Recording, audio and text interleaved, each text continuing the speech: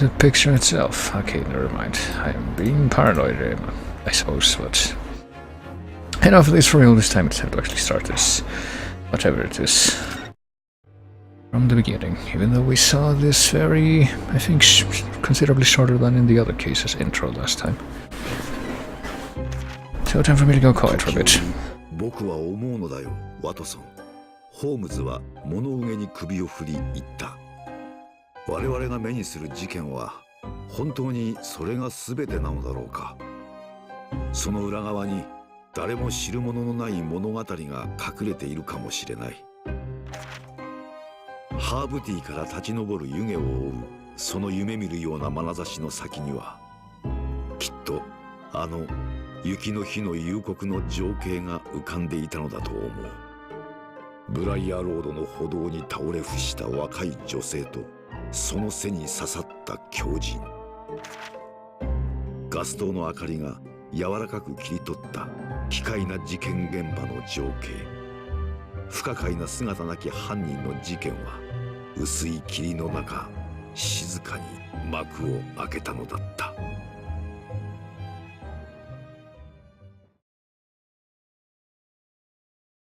So we have an invisible killer and a woman left dead under snow.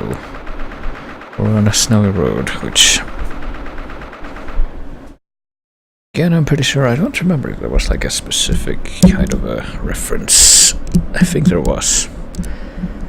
Kind of a Holmesian pastiche illustration narrative at the start of the previous chapter, but I'm pretty sure that as in that case, as in this one, it doesn't actually draw directly or even indirectly from any specific story from the canon, but let's see. Previously on this game, we represented some guy that was basically using bribery and trickery, so he was gonna get away with it in the end no matter what, and we weren't feeling that great about that. And apparently we were gonna be pursuing the very inconclusive cases that we've had so far. And apparently we stayed at a luxurious hotel.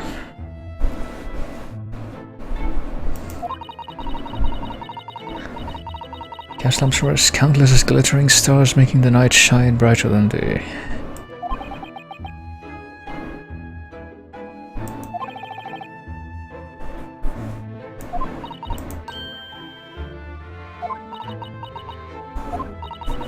When I learned that lodging cost £3, I realized my nightmare had only just begun.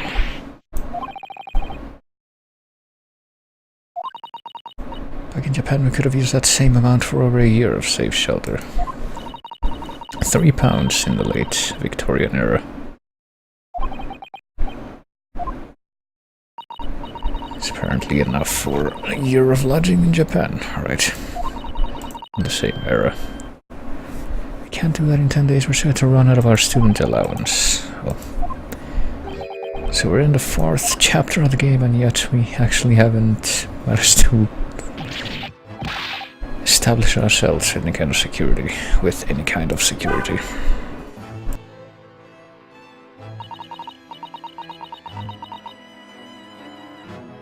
And this guy still exists. Wonder if he's gonna comment at all about the fact that he sent us on that extremely questionable case in the previous chapter.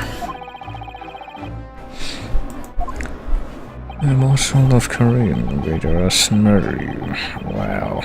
I would have thought. First, you've enjoyed your first taste of Great Britain's trials. Yeah, totally. Tasted so much law that I am downright full of it. And he has turned his duty to completion, apparently. Or, yeah, there's apparently no grounds for questioning the defense's qualifications and have that be like an irregularity in the trial. So, because of that, rather than like the causation is backwards, we should have been an attorney to be able to participate in the trial, but instead, because we participated in the trial, we're now officially an attorney, apparently. Getting such promising youth from the Far East is a tremendous delight. Well, now we go to Limehouse and West Chapel, or whatever. Whitechapel, excuse me. Where the rabble live. go to Thamesmead. Go to the freaking projects in Southmere Estate. That's where the real cream of society lives. And we have a new assignment. Do you object to your assignment? Don't know how to say this, but I have no idea what it even is, so...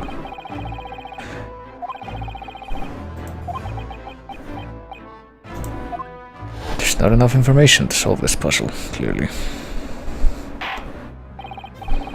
Court cannot pass a guilty verdict, therefore not guilty automatically.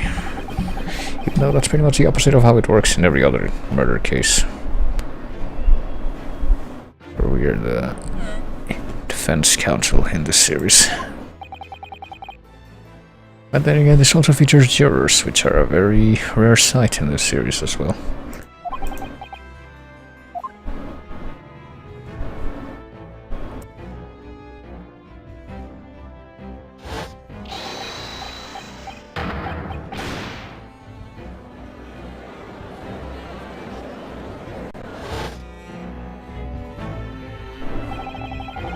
Castley McGondle, whose name I still don't know what pun is supposed to represent.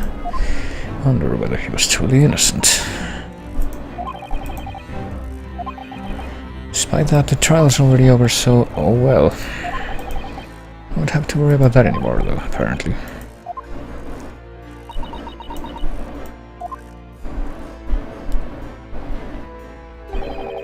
Castley McGondle is dead.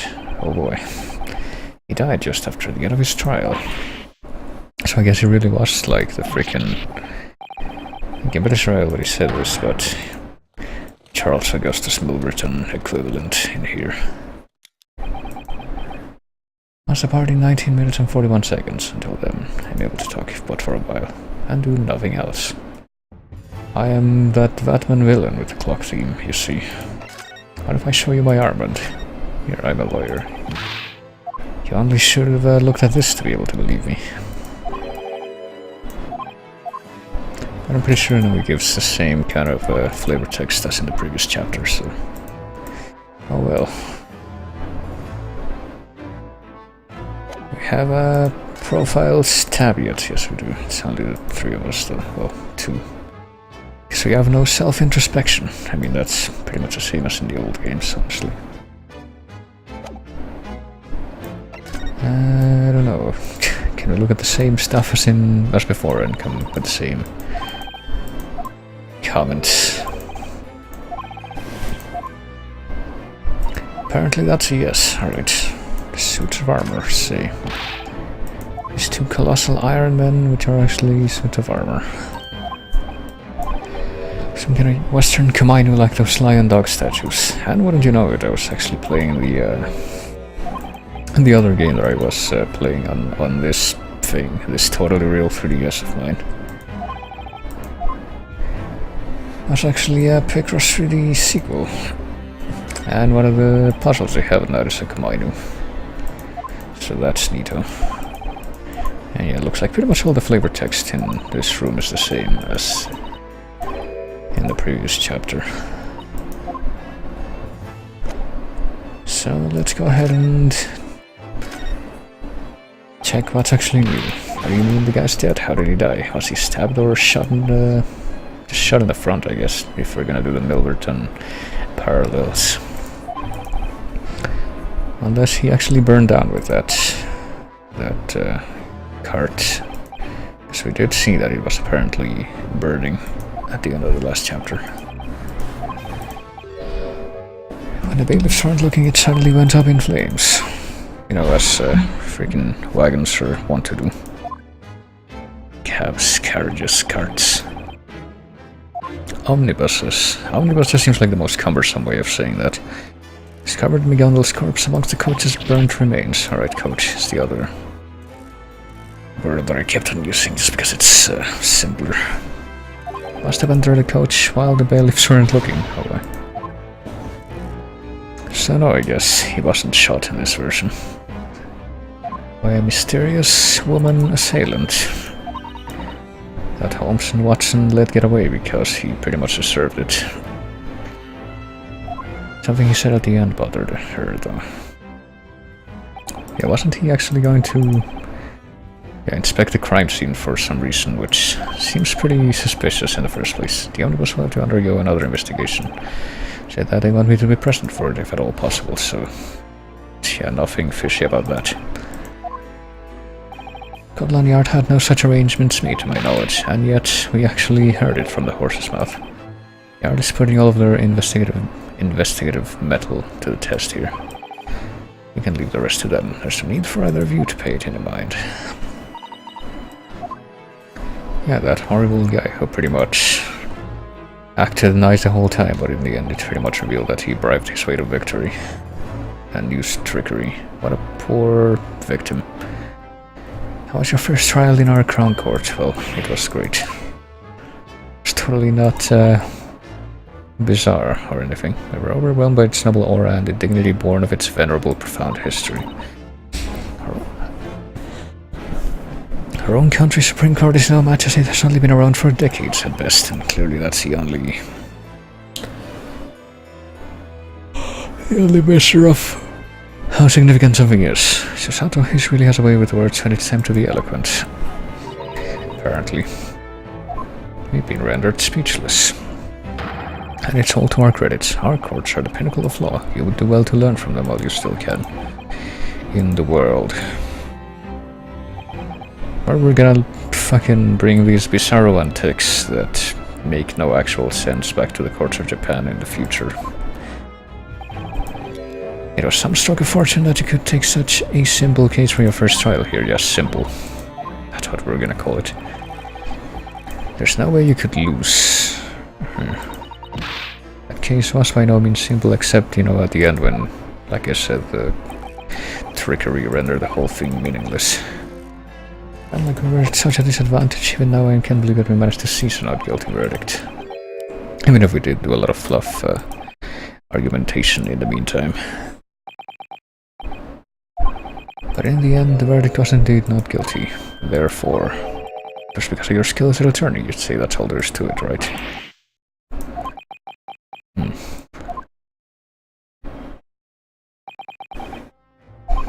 Have exceeded my expectations, and that is nothing but the truth, so we say. It's not quite clear if this guy's just like shady for a specific reason or just shady in general, because we're trying to paint the whole system as shady.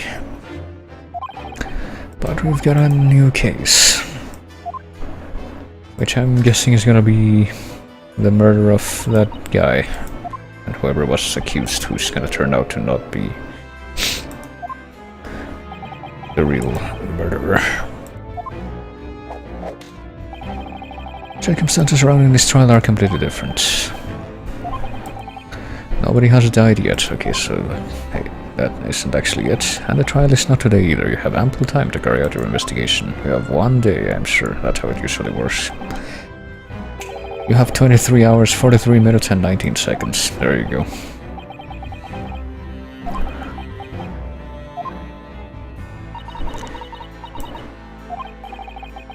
I was just feeling a little conflicted. I was wondering if I made the right decision as his attorney during yesterday's trial. See, hold on a second. It seems like a good time for me to do something. So excuse me that I freaking spent like 18 minutes at the beginning of this basically doing nothing. There's another nothing that I need to take care of right now, but this should be significantly shorter. Nothing.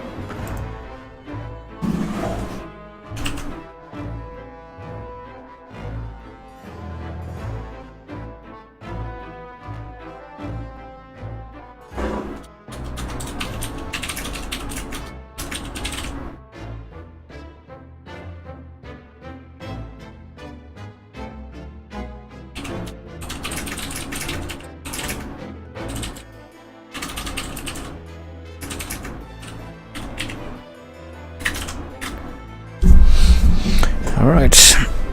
Yeah, that was a much shorter nothing, wouldn't you agree? Not ready to stand in court again with the way we feel now. So we say. There's actually one similarity between yesterday and tomorrow, and that would be... not a single man is willing to step up to the challenge, so... Basically the last resort because we will not turn anything down. That's reassuring. At this rate, the trial will be forced to begin without a defense attorney present. And of course, I'm sure you know that if that happens, it's a...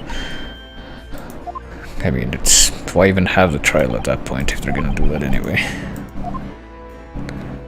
And also, you know, why not just... Like, well, I guess this would be before the old trope where it's like, if you cannot get an attorney, the state will appoint one for you. So it's like, there has to be an attorney on each side no matter what. But if they... I mean, if they haven't even gotten to that point yet... In this universe, it wouldn't even be that much of a stretch to say if, like, you can't get an attorney, you can literally just defend yourself. Like, it's better than nothing, right? But no, I guess we're gonna have to do the investigation now, because we're there we are, 23 hours, 26 minutes, and 39 seconds left until the trial. And one more thing. As I recall, yesterday you said thus. You wish to carry on the exchange student Kasamasugi's will, and... I'm pretty sure that if that's actually enunciated, it's gonna be pretty underwhelming, because... I've been getting some pretty clear hints as to what the general gist of it is supposed to be. He always talked about he wanted to study the world's leading justice system and change the laws of the Empire of Japan. Gonna keep his dream alive, though there is another reason. In the steamship's cabin, he said something cryptic to me. There is something I absolutely have to do in Britain, no matter what. What did he absolutely have to do? Clearly, well, didn't ask him. Sure he would tell me when we arrived, but no, time's up. Grateful that you told me such an entertaining story, well. But apparently she didn't know about that. Don't you to focus on the case at hand, so clearly you can't even talk about that for a moment. Already spoken to the inspector leading the investigation. Okay. He's been standing here the whole time, I guess. Now I pray for your good fortune. So we already know that, we already met this universe's equivalent of Lestrade, and we've established that that's not an inspector. So I wonder who this character who actually is an inspector could be.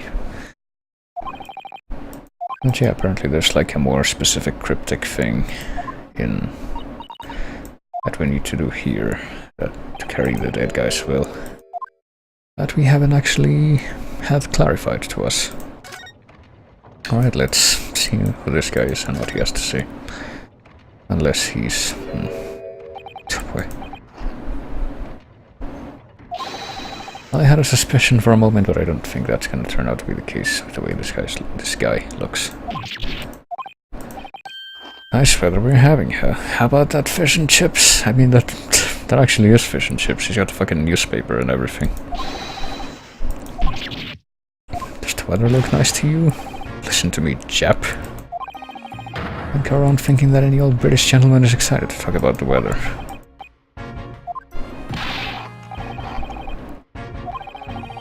I'll hear yelling at you the investigation is still underway at the crime scene.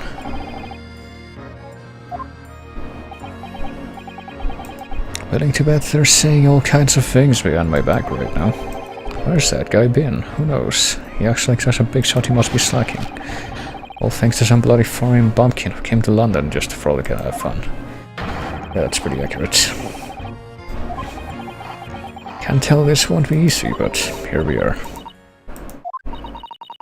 Friend here is Ryunosuke Naruhodo, a defense attorney who has basically said nothing until now. Both deeply pleased to make your acquaintance today. Must say the weather truly is beautiful today. Well,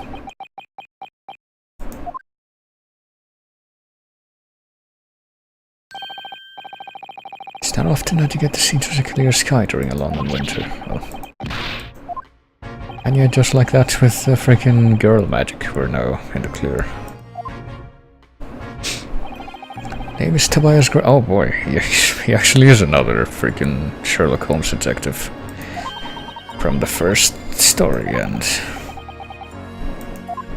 I think he had a passive mention or passing mention in what do you call it, in 2 other short stories, the Greek Interpreter and I think the Red Circle, but he basically does nothing there.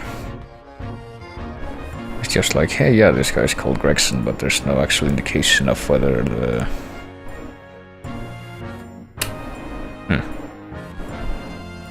whether it's the same character, but I think in the second one he's actually recognized, but I don't even remember. I'm gonna have to look into that now, like I tend to, because this is gonna bother me if I don't.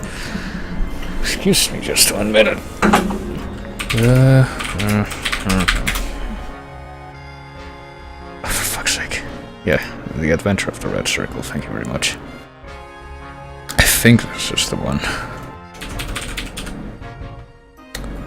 Holmes cried, "Why, Gregson," said my companion as he shook hands with the Scotland Yard detective. He journeys end with lovers' meetings. What brings you here? Alright. So yeah, Gregson shows up, or well, someone called Gregson shows up in the Red Circle, so just kind of because of this greeting, you have to assume that it's the same Tobias Gregson from Study in Scarlet, which is the first story, because otherwise it wouldn't make sense to have that.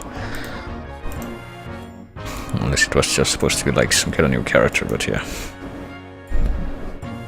So we have, we've had the Lestrade equivalent and we have freaking Tobias Gregson, so... But we're gonna have like more of the one-shot detectives, like... Well, not one-shot, but... Mildly notable named detectives in the canon, like Athelney Jones or Stanley Hopkins or... That one guy from Wisteria Lodge, whose name I don't remember.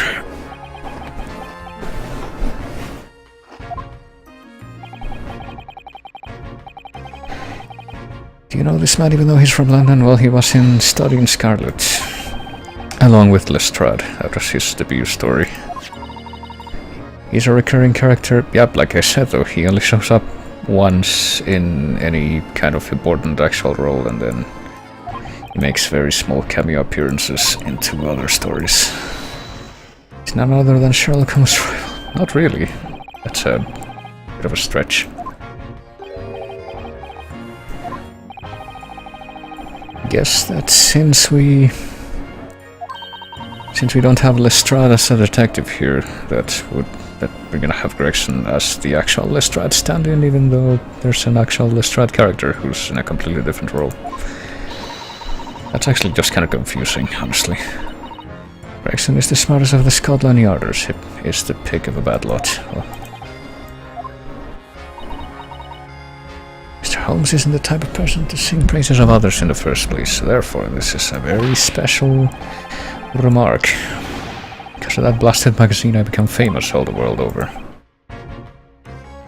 Well, that can get annoying. Like, a lot of people, myself included, just wouldn't want to get like super famous at any point. That's because attention isn't intrinsically good in any way. Everyone wanted to shake my hand, and my reputation at the yard was at an all-time high. Well, however, you must never underestimate how terrifying man can be. Since then, I've always had a feeling that people were staring at me talking behind my back. He's changed ever since he appeared in those novels. Look at him acting like a big shot.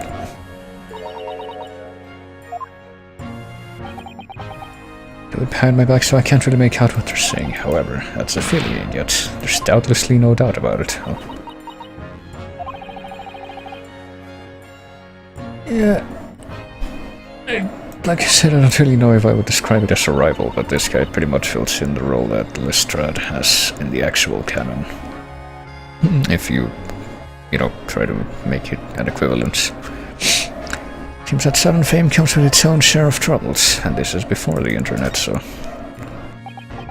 What's this case that the Lord Chief Justice wanted you to talk to us about? Well, this is probably the easiest case that a detective could possibly work with. Are you saying that this is probably the most difficult case that a defense attorney could work with? Well, open and shut. Lady walking along Briar Road was stabbed in the back with a knife. Fortunately, her life isn't in danger now, but she still remains unconscious at the hospital. Who would stab a frail woman in the back like that? Except maybe... I'm sure you just performed a zero toss and then we found him. Bet.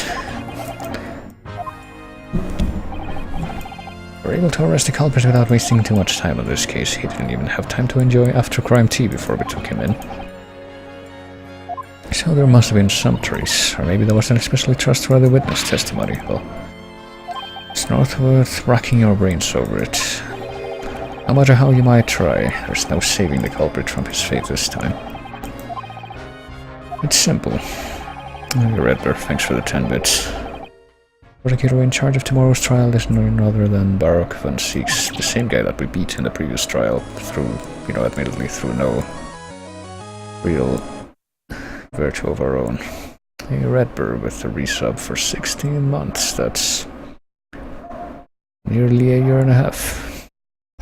That's quite some time. Enjoy your continued use of the obscure Bob face emote. And that star, which is still the sub icon, because I've been too lazy to make an actual sub icon, which I don't know, maybe I should do that at some point, but I have still no good ideas as to what that could be. I'm quite familiar with him. The one referred to as the Grim Reaper. Yeah, we know about this guy, the Grim Reaper of the Old Bailey. We were just fighting with him, pretty much, all throughout the previous case, but he lost in the end. Of course, no one knows what it is here. I mean, that's pretty much what I go for, so that's hardly surprising. There's been one person, well, more like 2 people actually recently that have even played the games and streamed that the other 2 emotes from the other tiers are from. And in one case it wasn't even directly applicable because they were playing Smash Ultimate, which is where the tier 2 emote character shows up as a spirit, which I found kind of surprising, but it was as good a time as any to bring that up. For those he prosecutes, they say the Reaper has come to collect his due. In the court of the Deadbringer, not a single defendant has lived until yesterday, I guess. Grim Reaper of the Old Bailey, he's managed to force a guilty verdict on every defendant he's prosecuted. Until yesterday, I guess. What if we were to tell you that Naruhodo won a not guilty verdict against the Reaper? That's pretty much it. Not off it, well, other than the fact that it throws that entire premise off. Even if the enemy is the Reaper himself, there's still a chance that the defendant may survive. I mean, the defendant survived the case with a not guilty verdict, but he didn't actually survive. Literally, he died from a semi-related thing. He ended up dying anyway, yep. Talking about Cosny McGundle, he was burned up along with the carriage. No matter how you look at it, it's hard to call that surviving. Well, I mean, surviving is pretty much what you would call a metonymy? Yeah, it's like a metaphor, except more direct. When you say survive, you don't literally mean survive, you mean get a not guilty verdict. Baruch van Sieks is no god, is the Grim Reaper. Hold on. What was the thing he said right before that?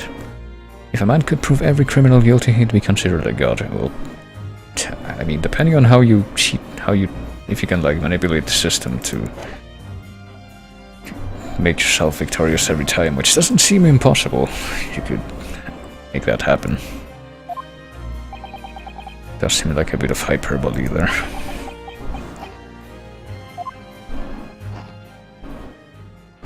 But hey, there we go. We haven't actually learned anything about our current case yet, I don't think.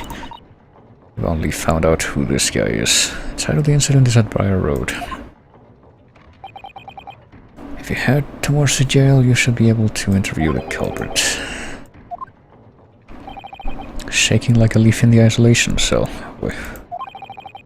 It's number is 53. If you ask the guard for 53, you should be able to interview him. So we're not gonna make like a Les Mis reference there. With a 5-digit number.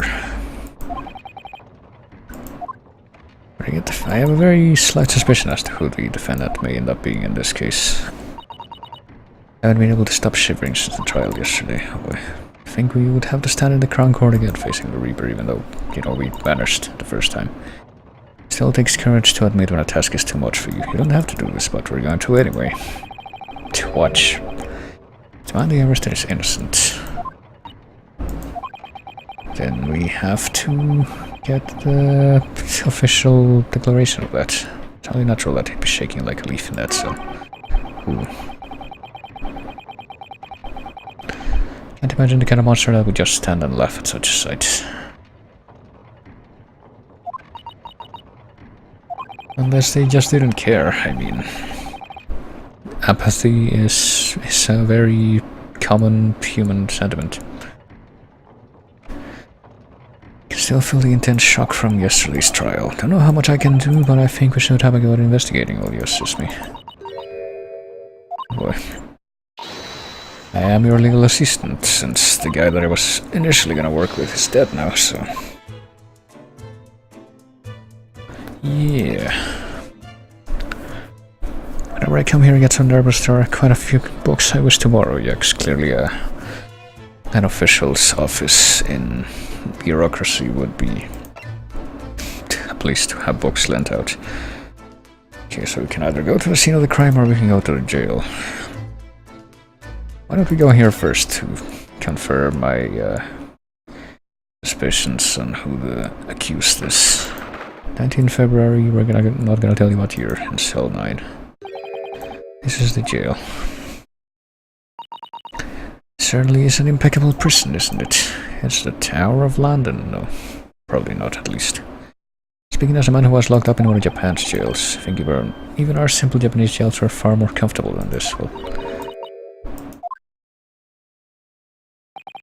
been told the client is in the cell, but it's too dark to see further inside. Okay, what sort of person could he be? Stop hiding in the corner and come out. I have a name. To call me by a number is outrageous.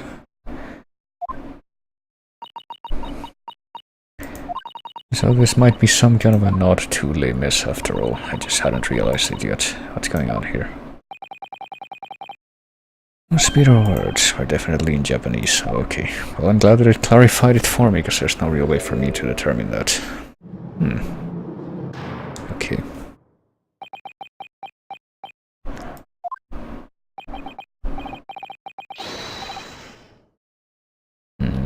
I have a couple of ideas as to who this could be, if this is supposed to be someone recognizable.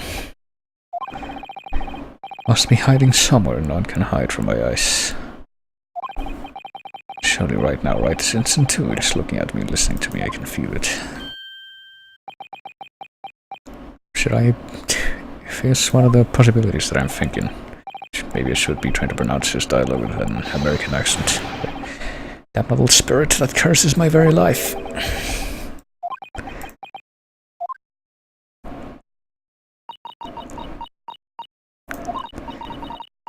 Do pardon me, but might you be Japanese?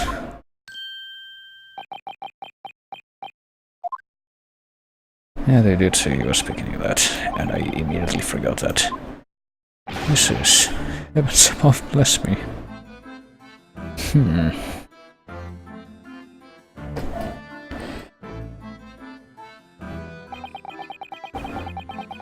sincerely apologize for that loss of composure earlier. Well, however, a year has passed since I left. Think such a situation would transpire in a far-off land. Words of my fellow brethren penetrate my heart upon our meeting at the depths of... Well, so he's supposed to be Japanese? Boy. Doesn't look very Japanese. Since the next client Lord Chief Justice Vortex spoke of, can't believe that it's a Japanese person. Yeah, my thoughts exactly. My gratitude to the motherland. After all, homes were the hardest. For the sake of one mere exchange student, she dispatched one first-rate attorney.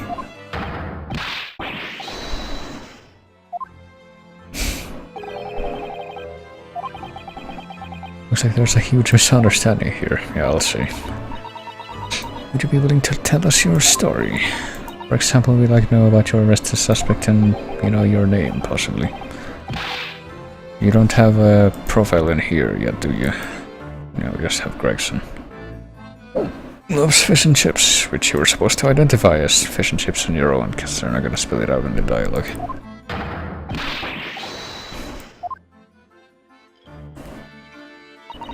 I don't quite understand what he's saying, but he seems happy. Well, he's not gonna be the guy that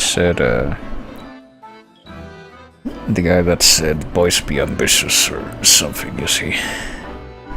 Pleased to make your acquaintance, I'm the attorney. As for me, I am Mikotoba, his legal assistant. I am an exchange student sent to Great Britain from the Empire of Japan. Okay. Sasuke not... Oh. Okay. Well, looks like I was on the right line of thinking, but I completely was thinking of the wrong person. But yeah. Did he actually look like that? Like, I know I can name one book that he wrote, and that's the one about the cat's perspective, but I didn't think he looked like this, did he? If you friggin' put his name into image search, the freaking art of him from this game is the first thing that comes up. Yeah, this is a very... I guess this shouldn't come as a surprise, but this is a very exaggerated depiction of his actual features. But now I was thinking of a different writer, one that actually looked like this, and that... I think he would have been dead by this point, admittedly. He died in like 1849. I didn't really think of that until now. But yes, Sasuke Natsume. He wrote a book about the cat's perspective, which I have a translation of, but I've never actually read it. Quite fond of writing haiku. Can't think of it as a pen name, I suppose.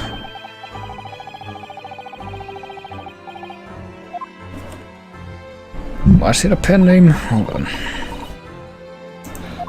Does that mean that he had a different name? There's a kind of refined elegance to the title. To say that hearing about haiku makes me feel like I'm back in Japan.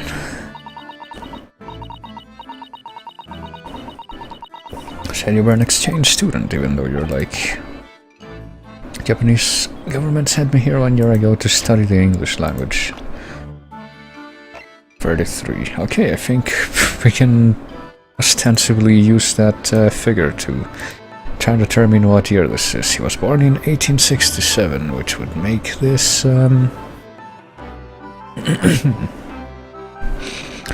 anywhere from the years, let's see,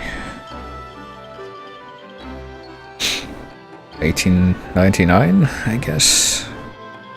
This can either be 1898, 99, or 1900, I would say, to account for possibilities.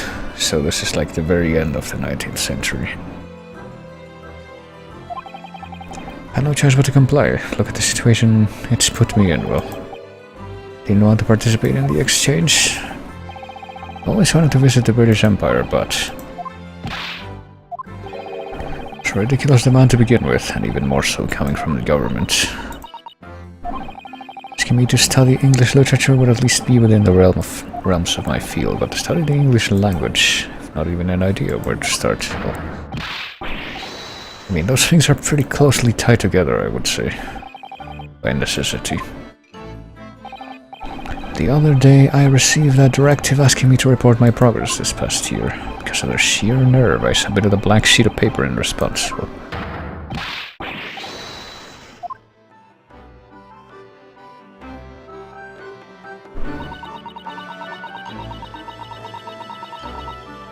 I must be rather the important person to be able to do that. People often tell me that.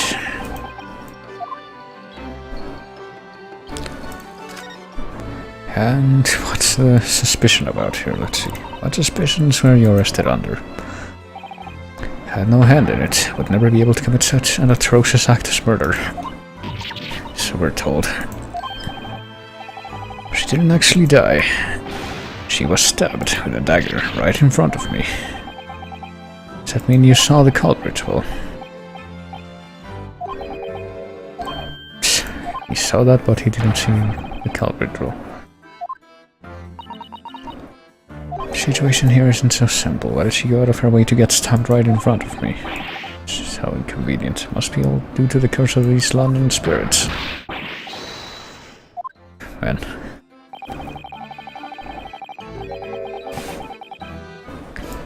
So he was present but didn't see the culprit, which all seems very terribly convenient. So yeah, let's ask him for more details about the incident. It had just stopped snowing. The streets of that cursed night were shrouded by fog. Found my way back to my cursed flat after making my cursed purchase at the bookshop.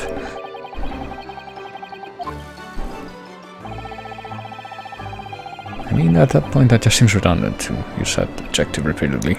It's kind of implied all the time. There was but one other individual walking in front of me along that cursed road. She was wearing a green overcoat. When I was about to pass her by, it happened. It just fell over. Suddenly let out a short cry and then she collapsed into the cold ground. Boy. Begged her to speak, but she would not open her mouth to respond. Scent of death. She isn't dead. Terrified, I seized the first opportunity to flee from the cursed scene. At full speed, mind you, back to my cursed flat.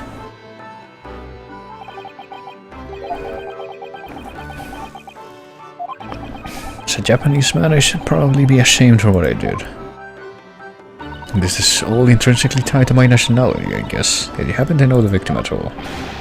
Not in the slightest. I'm not acquainted with any blonde Brits, let alone young women. Seems you fail to understand just how much I managed to keep myself cooped up in my flat. Maybe you could meet some of the protagonists from the Arthur Machen stories. That would clearly be a perfect match. Besides the two of you, was anyone else walking along the footpath? Unfortunately, I did not catch sight of anyone other than that woman. This does seem pretty condemning. The victim was a complete stranger and there was nobody else present. If that's really the case, then this is quite curious. How could it be that that woman just dropped dead by herself? There's just something about Sasuke's story so far that doesn't add up. The victim was a complete stranger to him and there was no one else at the scene. Furthermore, he ran away from the scene so that nobody would see him. Oh, so who did? And why would he be the suspect, I guess? I mean, that's another factor. I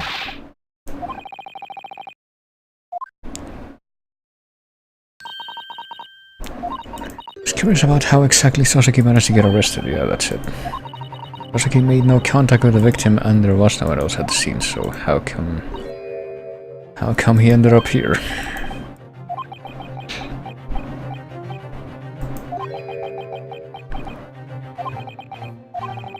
Thanks to that man's cursed great deduction, I ended up getting arrested, oh boy.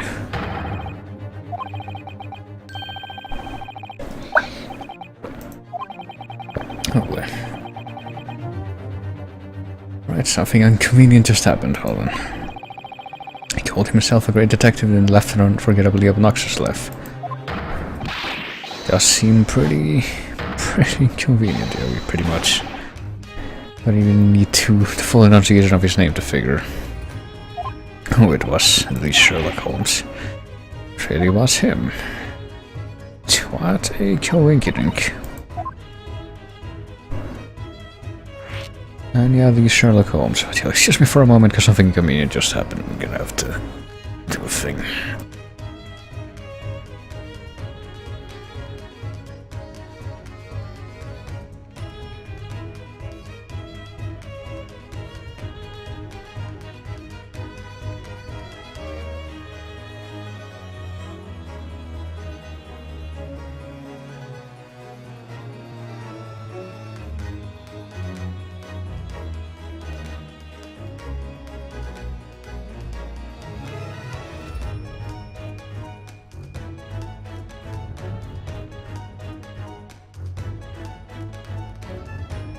Alright, hopefully that's the only time that happens. Today, even though it's not exactly exempt from it. Everybody gets that we'd hear his name here in the place he lives, yeah. After I escaped that nightmare scene, one cursed night passed. While I was gnawing on my hard French bread, several men suddenly stormed into my room. We're from the yard. Drop that weapon this instant. Who would call French bread a weapon? Well, I mean, if it had been left out to get stale and dry for long enough, you could probably kill someone with it. Spartan lifestyle. He had quite a rough time of it, huh? And there he stood in the middle of all those detectives with that blindingly wide grin. And his name was none other than the Sherlock Holmes, the Determiner. It's a very important element of it. I actually don't think that is part of his full name. Well, depends on what character you're looking at. If you got like Sonic the Hedgehog, clearly you fucking write that as Sonic T Hedgehog. Clearly the same principle is applicable here. Well, I mean the same thing happens with Conquer in Conquer's Bad Fur Day. Full name Conquer T Squirrel. There you go. He's the greatest detective in all of London. With his all too clever deductions, he managed to pinpoint where I lived. Then had the nerve to accuse me, a frail, hunchbacked man, as a knife-wielding maniac. Yeah, we're probably gonna have to take a look at that deduction. We were arrested solely due to Mr. Holmes' great deduction, which, from what we've seen, probably was like aided by something that's just incredibly obvious. Even that would have been too heavy-handed for that lot. Well, to be honest, when they stormed into my room that morning, confusion took me. They interrogated me with their fast, difficult English words as I stood and trembled. Cowardly Brits. Well, I don't know if the real-life Sasuke had something against Brits. Should probably open the Wikipedia page just to, well, I'll have it open. Let's see. In the United Kingdom... Yes, in the United Kingdom from 1901 to 1903. Okay, hold on. He's 33 years old here. He was born in 1867. And he was in the United Kingdom from 1901 to 1903. He would have been here at like 1900. I guess it has to be 1901, otherwise it would make sense. I assume that, which means that he's supposed to turn 34 later in the year. Pretty much the only numbers that make sense here. Right, this is the British Empire after all. Of course they speak English, but they can make a quick sort of take a quick look at this part of the article. Let's see. In 1900, the Japanese government sent Sasuke to study in Great Britain as Japan's first Japanese English literary scholar. He visited Cambridge and stayed a night there, but gave up the idea of studying at the university because he could not afford it on his government scholarship. He studied instead at the University College London, UCL. He had a miserable time in London, spending most of his days indoors, buried in books, and his friends feared that he might be losing his mind. He also visited, what does that say? Pitiochry in Scotland, where he lodged with John Henry Dixon at the Dundurach Hotel. He lived in 4 different lodgings: 76 Gower Street near the British Museum, 85 Priory Road, West Hampstead, 6 Flodden Road, Camberwell, and 81 The Chase in Clapham, which is shown in the photograph. Only the last of these addresses, where he lodged with Priscilla Liel and her sister Elizabeth, proved satisfactory. 5 years later, in his preface to Bungakuron, the criticism of literature, he wrote about the period. The 2 years I spent in London were the most unpleasant years in my life. Among English gentlemen, I lived in misery, like a poor dog that had strayed among a pack of wolves. Well, he got along well with Priscilla, who shared his love of literature, notably Shakespeare and Milton. His tutor at UCL was the Shakespeare scholar W.J. Craig, and who also spoke fluent French, much to his admiration. The Liels were Channel Island family, and Priscilla had been born in France. His sisters worried about Sasuke's incipient paranoia and successfully urged him to get out more and take up cycling. Oh boy. His Despite his poverty, loneliness, and mental problems, he solidified his knowledge of English literature during this period and returned to the Empire of Japan in January 1903. In April, he was appointed to the First National College in Tokyo. Also, he was given the lectureship in English literature, subsequently replacing Koizumi Yakumo Lafcadio Hearn. What is this? Patrick Lafcadio Hearn, known also by the Japanese name Koizumi Yakumo. Okay. Where was that guy from? He was born named after the island of Lefkadia, one of the Greek Ionian islands. He was the son of an Irish and a Greek. Okay. And he was given a weeb name. Okay. And ultimately becoming professor of English literature at the Tokyo Imperial University, where he taught literary theory and criticism. So he didn't like his time in Britain that much, is from IRL takeaway, I guess. Anyway, back to the actual game now, that we've been educated in history, or a part of it that I wasn't familiar with at least. I began to panic, but I knew I had to respond to their verbal assault, so I simply responded with "yes, I do, and I am fine" again and again. Well, before I realized that I had been handcuffed and thrown in here. Well, yeah, there's nothing wrong with that line of speech. Just not all is fine. Well, seems I've been taken over by British culture. I do understand that you will accept my case and defend me. Well, is it too good to be true? Is it permissible for me to believe it as truth? Well, why has a cat got your tongue? Really just an exchange student, the same as you. Stood as an attorney in the British court once, and in the Japanese court also once. What am I supposed to believe in? What guides my struggles in these foreign courts? You're clearly the person to ask that right now. Why bother? I'm not even a proper law student in the first place. I'm a substitute for the dead guy who was supposed to be the actual law student.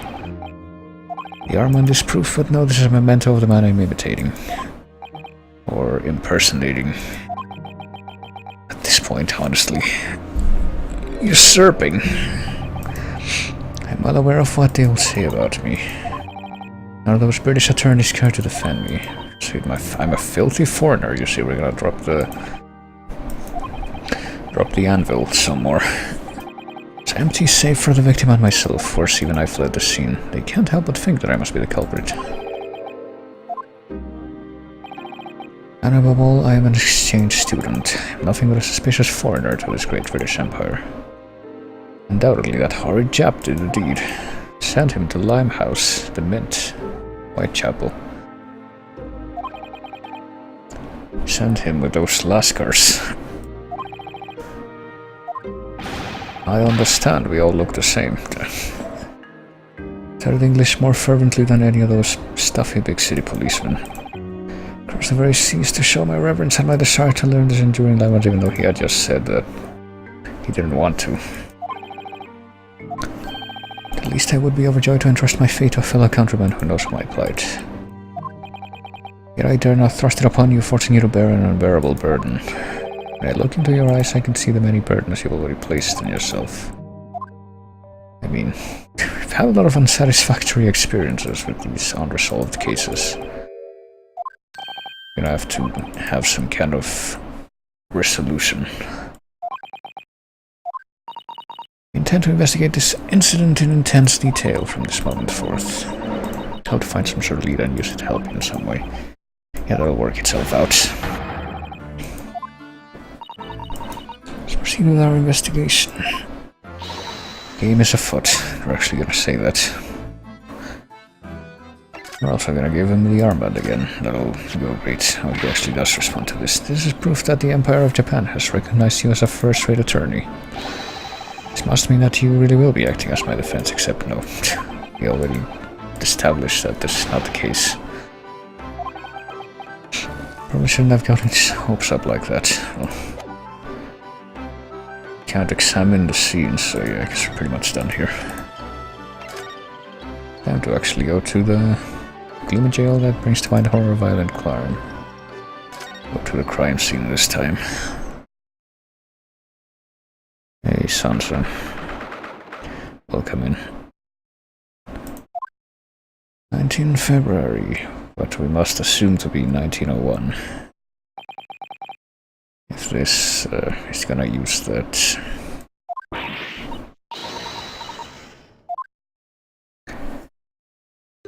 That parallel to actual history. Recognize those uniforms anywhere, there's no mistaking that helmet like cap.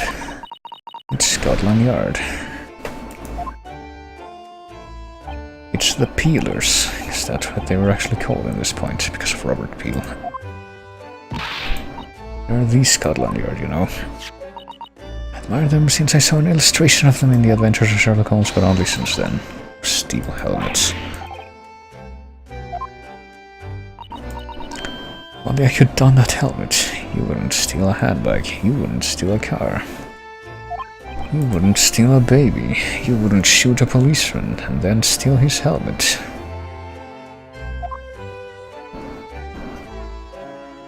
And here's Gregson again. I mean, he pretty much said he would be. What are you doing over there, Japanese children?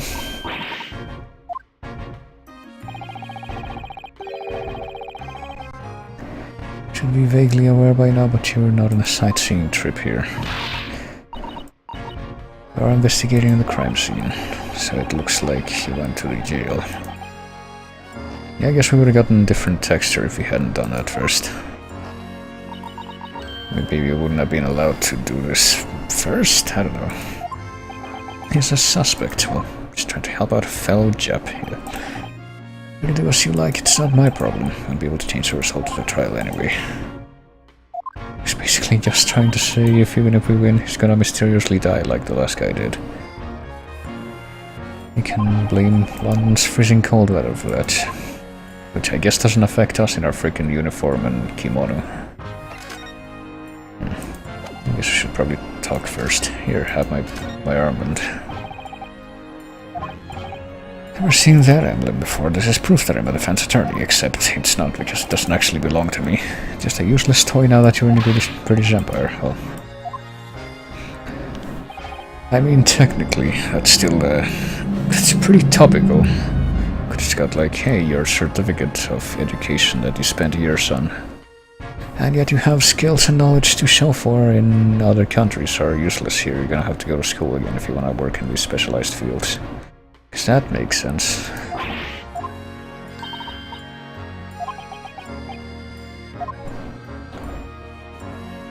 Okay, I guess we should probably talk first.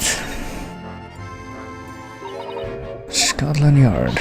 Ever since I laid eyes on its illustration in Mr. Holmes' novels, even though it wasn't even Holmes who wrote the stuff in this universe either, I don't think.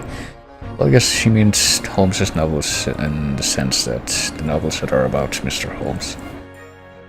Scotland Yard is the world's most capable police force.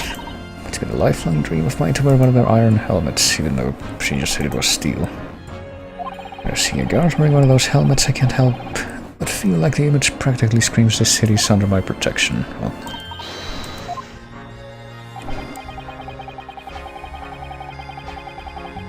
Scotland Yard is actually much more labor-intensive than it looks. Take our early mornings, for example. First, our constables have to run around the city waking up all the workers, really.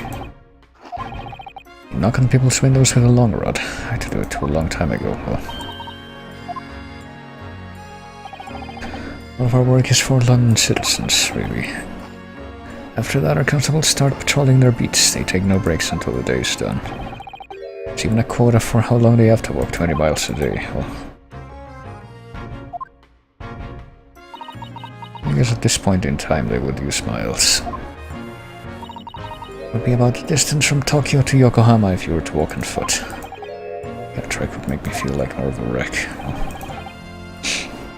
Once it gets dark, another important job is to light all of the gas lamps. I guess that would be an actual thing.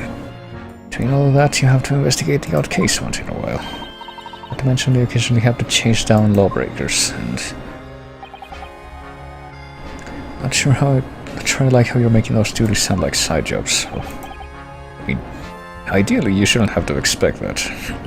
I think that's not an unreasonable assumption to make. Some of our men have even collapsed during their shifts, unsurprisingly. Always looked up to this iron helmet, but now, perhaps they're huddled to surface the honor of wearing one.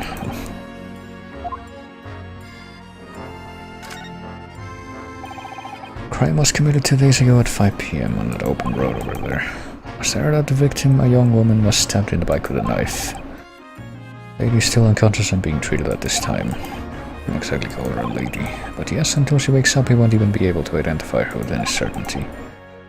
Which means we won't be able to request the victim's testimony.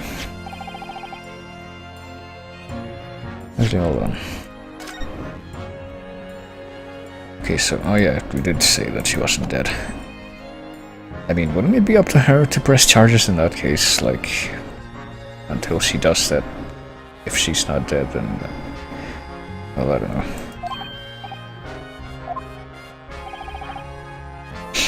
It's your policy to give the culprit's attorney the minimum information necessary. Yeah, that makes sense. Now we got a map of the scene, which we haven't actually taken a close look at yet ourselves. There's nobody at the scene other than the victim and the Japanese man, ergo. I believe Sasuke himself said that he didn't see anyone else around as well, but even if he had said that, it doesn't mean that the culprit couldn't be anyone else. Unfortunately, that is exactly what it means. After all, we've already found a decisive witness who clearly saw the moment of the crime. And there's 2 of them to boot. Which, of course, we're only first hearing about just now. Smoke's famous fog was thinner than usual.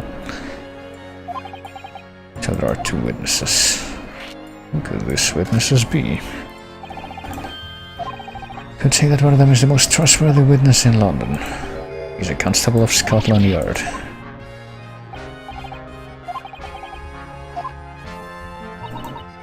He just happened to witness the incident taking place, so I mean, they have their beats. It shouldn't be a big surprise. Do you think that maybe you could tell us more about this constable? Free to ask anything you want at tomorrow's trial, that is. Yeah, we can't possibly get that information or any kind of deposition before that. Constable is absolutely going to be summoned by the court as a witness. Think of it as an exciting prospect for tomorrow, yeah, well.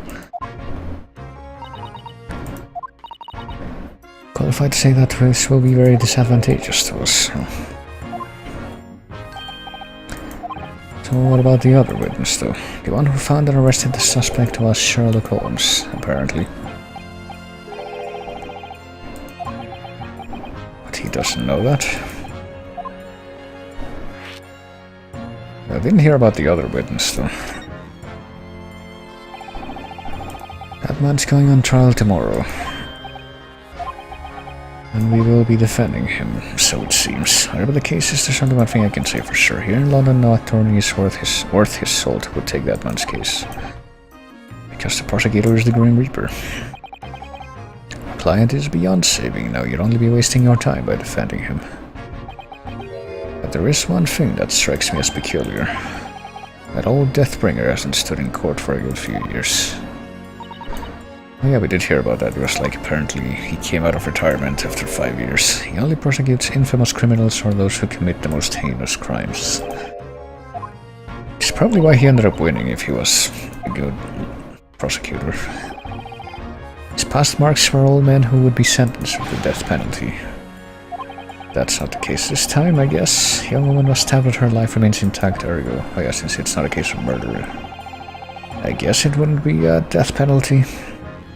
Can't imagine why he would show up in a small fry case like this. Well, I mean, it's actually kind of interesting, isn't it? That does bear some scrutiny, doesn't it? Or warrant some scrutiny. Would you happen to have any idea what that reason may be? Here men can't comprehend the inner workings of the Grim Reaper's mind. You'll just have to ask for yourself. Which, I think if we actually do ask him directly, I don't think he'll be a straight answer, but... Tell me who you heard that name from. Well, a few places, Sasuke who told us. Holmes turned him to his room with a bunch of yard officers. Must have been another one of his great deductions at work. Well, Even though Gregson says that's not the case. That lousy amateur is always poking his nose into everything. First he catches wind of an incident from some bumbling idiot. He runs off to the crime scene. And seconds later he's circling the area, spewing incomprehensible nonsense. But you know it, he suddenly solved the entire case. Or so he says, but isn't he an important asset? Well, do you know what this is? Well, that's a fictionalized account of the adventures of the... That ridiculous excuse for a novel, which, again, Adventures of Sherlock Holmes is not a novel, it's a collection of short stories, but all the detectives of the yard are just constantly being insulted by that great detective. They might as well call that drivel the base slanders of Sherlock Holmes. It does occasionally come off as such, but I don't know, I mean... Pretty frequently that's actually turned around. Working as hard as we can, but because of him we're a laughingstock. He's a terrifying threat, not just to criminals, but to the yard as well. Sure you should be comparing Scotland Yard to criminals, well. I have a pretty complicated relationship, but I mean, didn't you read the end of... Okay, well now once again I have to fact check something, because this is gonna bother me. This is supposed to be 1901 February, I think, so... The Adventure of the Six Napoleons... 1904... Hold on, this is the illustrations from 1904. The Return of Sherlock Holmes, hold on. Publication date 1905, hold on. Having published The Hound of the Vast Crypt... Okay, so that wasn't already published by this point, but yeah.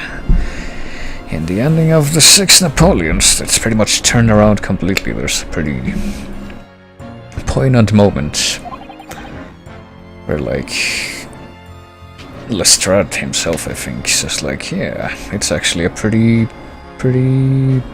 big deal that Holmes and the detectives are working together.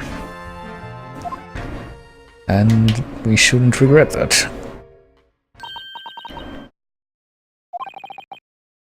Our attitude changed all of a sudden. I think perhaps at this point we ought to see what our old friend has to say.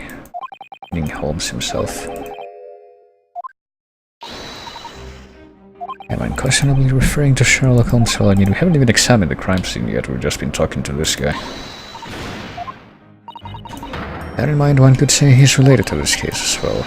It's absolutely not my own self-indulgence. If I keep saying it, it'll eventually be true. It's at Baker Street, 221B. This is pretty common knowledge, honestly. It's written in this book. 221B Baker Street, the address of the world's most famous detective. Even though there is no 221A, so... That freaking address is pretty much a massive contradiction, even today, because, like, if you go to 221 Baker Street today, that's where the Sherlock Holmes Museum is.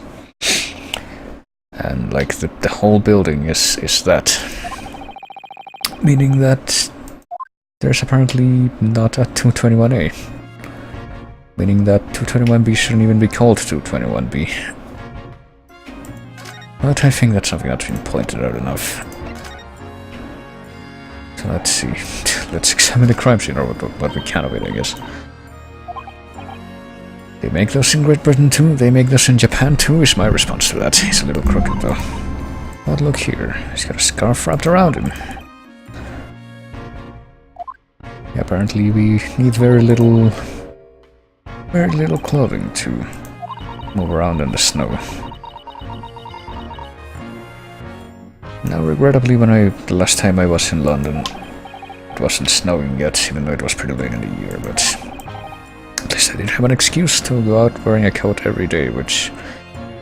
it's depressingly, blisteringly hot where I live, so I never have an excuse ever, except in, like, maybe one day a year, very late in the winter. The yard uses these to rush the crime scenes and lock up criminal buggies. Well, wouldn't they be called hansoms in this case? Hansom cabs.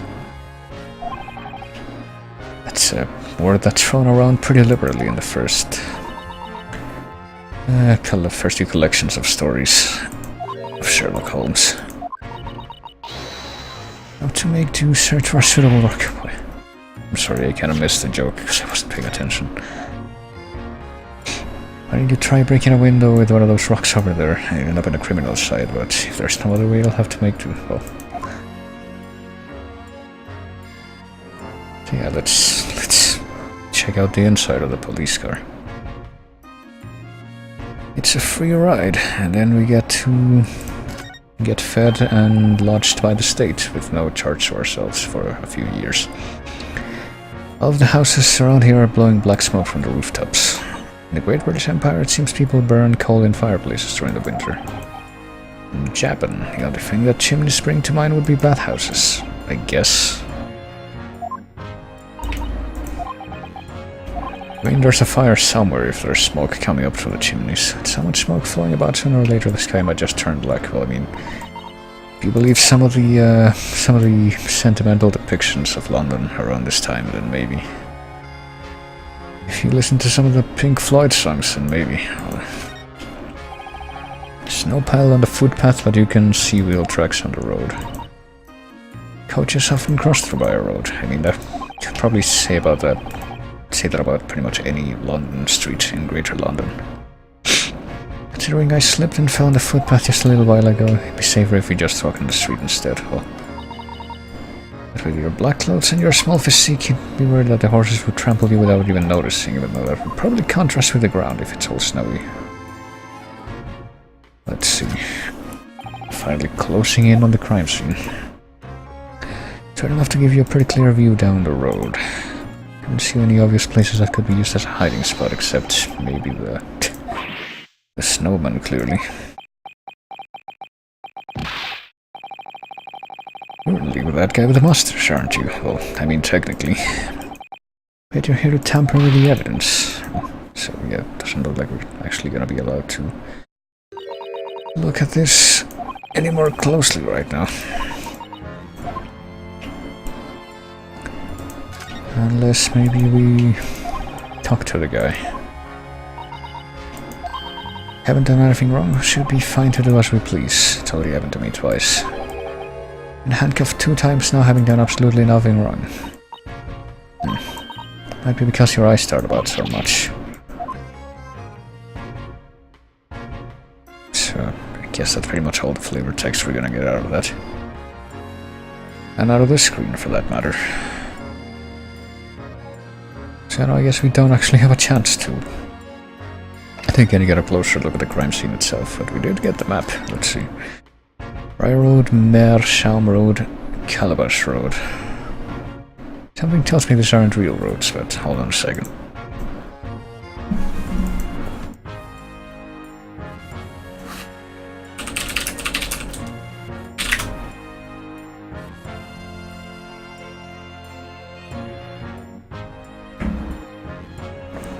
London, okay.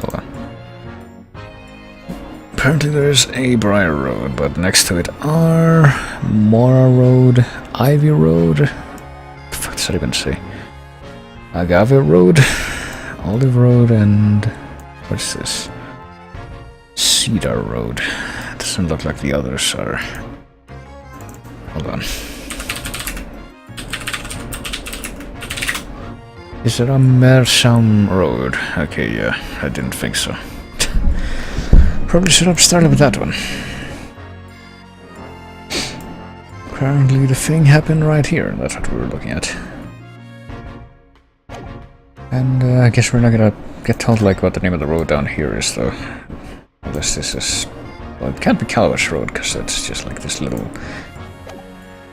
Y delta formation thing, I don't know. New destinations been added. Officers are continuing their investigation despite the constant piercing cold and wind. KBJ opens to mind the horror of violent crime and Holmes' room in 221B Baker Street. Boy.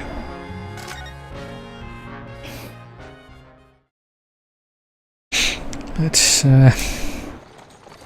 take a gander. Let's see if it looks like the real Baker Street, because I went there just a few months ago, like I said.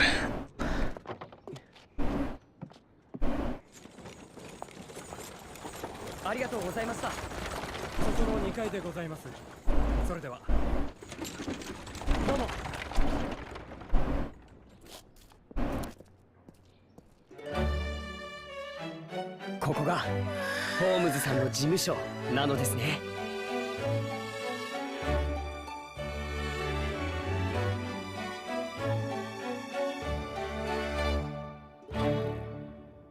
Well, the facade looks decently convincing, but pretty sure 221 isn't a corner lot.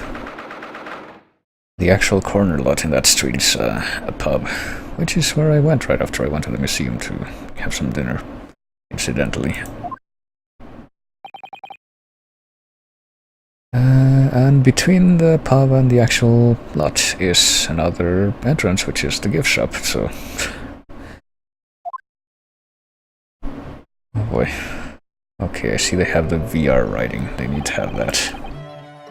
Hold on a second, actually, since I have this, hold on. Have this on the mind at this time. They do have like a recreation of the VR thing in the museum itself, and I took a picture of it. Let me see how different that is, if at all. Here we go. This is the thing. Let's see here. Which is also depicted in very briefly in one of the... actually that's kind of hard to make out, but that's a fairly accurate recreation of both the wallpaper they have in the Holmes office or the sitting room and the actual VR bullet marks thing that they have in the museum. Hold on. Since I'm talking about this, might as well try to show this. Let's see. So, here it is.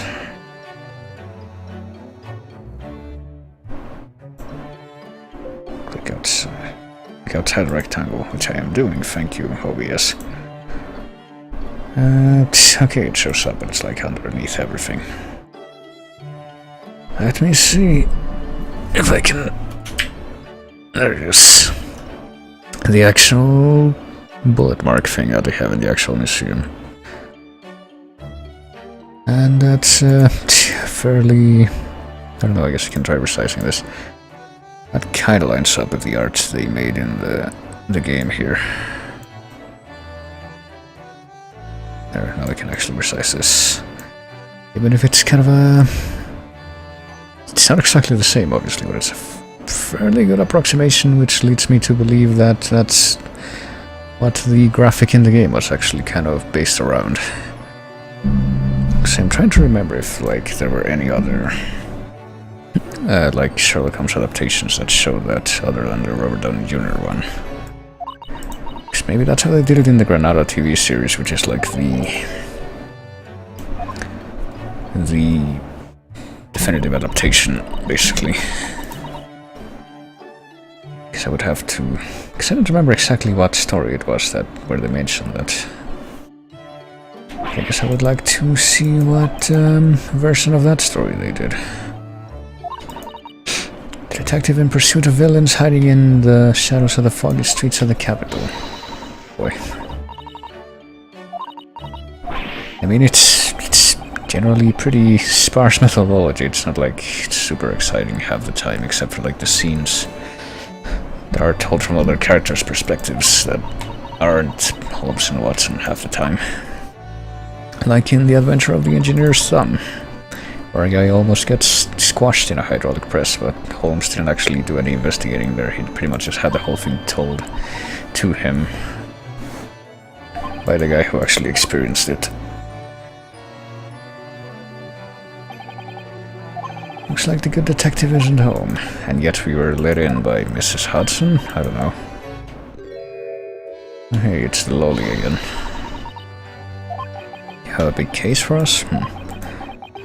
No, I get the feeling that we're gonna get told that this is someone specific. What do you happen to be? Well, I will start brewing some tea for you. This girl was at the end of the previous case, and we didn't get her name there either. You saw that girl just now. Well, Apparently she's just looking at all these paraphernalia, including the freaking violin. Even the King of Bohemia came here to request Mr. Holmes' expertise because he was in a scandalous photograph with a female character here, King Wilhelm Gottfried Sigismund von Ormstein. The Adventures... Well, I mean, that story was in The Adventures of Sherlock Holmes, to their credit. But it wasn't... like... a chapter of something else or something. It was its own thing called A Scandal in Bohemia. Some fresh-baked biscuits, too. Where? Weren't you? I don't know. Looks like I wasn't mistaken after all. Yeah, I guess we both saw her, so she should recognize her, independently of who she turns out to be. So excited to test out my new smoke launcher prototype, so... if I'm right about this, that's 2 male characters from the canon that were anime girlified. It's my first time seeing an Asian lawyer. Yeah, because you don't look Asian at all yourself. You only just arrived in, well, by anime standards, I mean. In London and you're already getting put to work. Well, it's no big deal. Tea is my own special blend. Could it be like in the The Lost Cases, where it's the immortal dragon tea that needs to be drunk on the night of the full moon? Try blending a tea with a fragrance that helps relieve fatigue. Now is not the time to be tired out from your trip. You'll get another big case tomorrow. You're defending a fellow Japanese guy. We know all this already. Did you hear about us from Mr. Holmes? Well, Holmesy.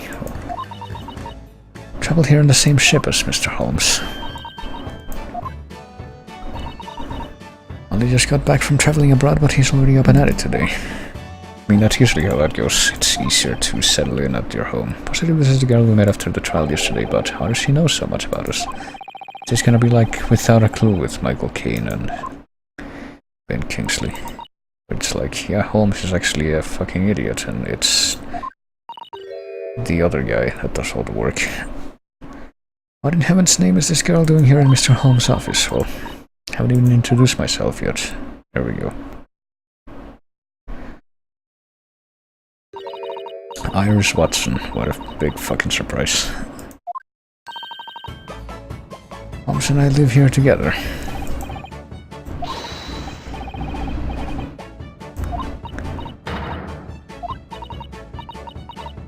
Yep, Watson. That's totally me. We're not gonna question this at all.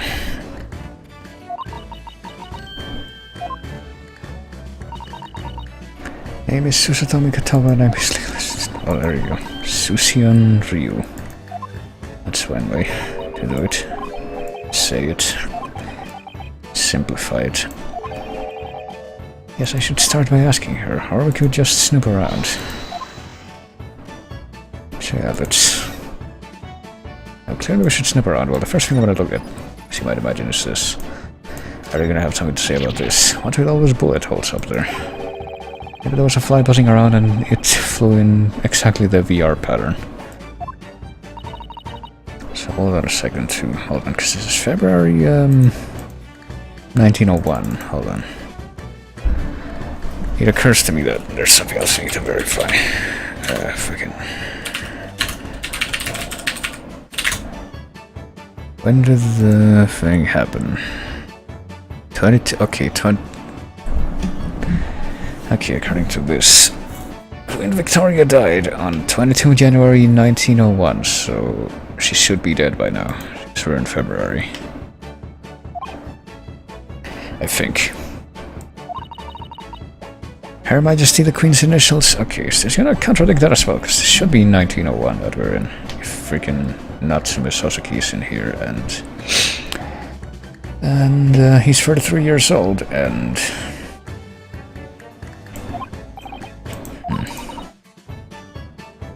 I guess that's pretty much the main thing. Practices his marksmanship in here, just like in the novels. That didn't happen in the novels, so I'm pretty sure it happened in one of the short stories. There's 56 of those, and there are 4 novels. So you tell me what's more likely for you to have read it in. It's completely different, yeah. So yeah, I have opinions about this adaptation, you'll have to bear with me. Books and other materials are stuffed amidst a mess of mind-boggling scientific equipment. It's all crammed so tightly into the shelves they can topple over at any moment. Holmes a bit of a hoarder. I mean, that pretty much applies to anyone who lives in city Victorian lodgings. If what I've seen of them is any indication, they're like holes in the wall, basically. Try digging through those materials to do some research. It was stuffed so tight he couldn't get anything out, so he just bought more instead. Well, we're not gonna comment on that at all. We're gonna talk about his violin and how apparently one of the freaking fan stories, it was apparently gifted to him by Tchaikovsky or something. Mr. Holmes is supposed to be an expert violinist. It's even written in the note. Well, I mean, I guess that part might be true. I think that's established as early as studying Scarlet, but I'm not even sure. As I found out, I started studying the koto immediately. Well, I'm sure it's can be said to be an equivalent. First, my father was all smiles when he bought me my very own koto, but for long he was begging, please just give it a rest already. So now I just hang it in my room. Yeah, I wonder why. I mean, he wasn't just someone who liked to play the violin, he pretty much went to a bunch of classical performances as well. So what could this be? This huge piece of machinery. It's called the All-Purpose Analysis Lens. Looks like a truly extraordinary device. Holmes invented it about a year ago. He uses it for investigations. This is pretty much where we start getting into away from the actual adaptation thing and more to the fantastical steampunk realm. What kind of things has it been used to analyze? Well, he doesn't analyze anything yet. Okay then. And the night he finished constructing it, Holmes had a realization. Now that I think of it, there isn't really anything I want to analyze. Not even gonna be like in freaking Great Mouse Detective, where he uses the microscope to inspect rifling marks in a fired round.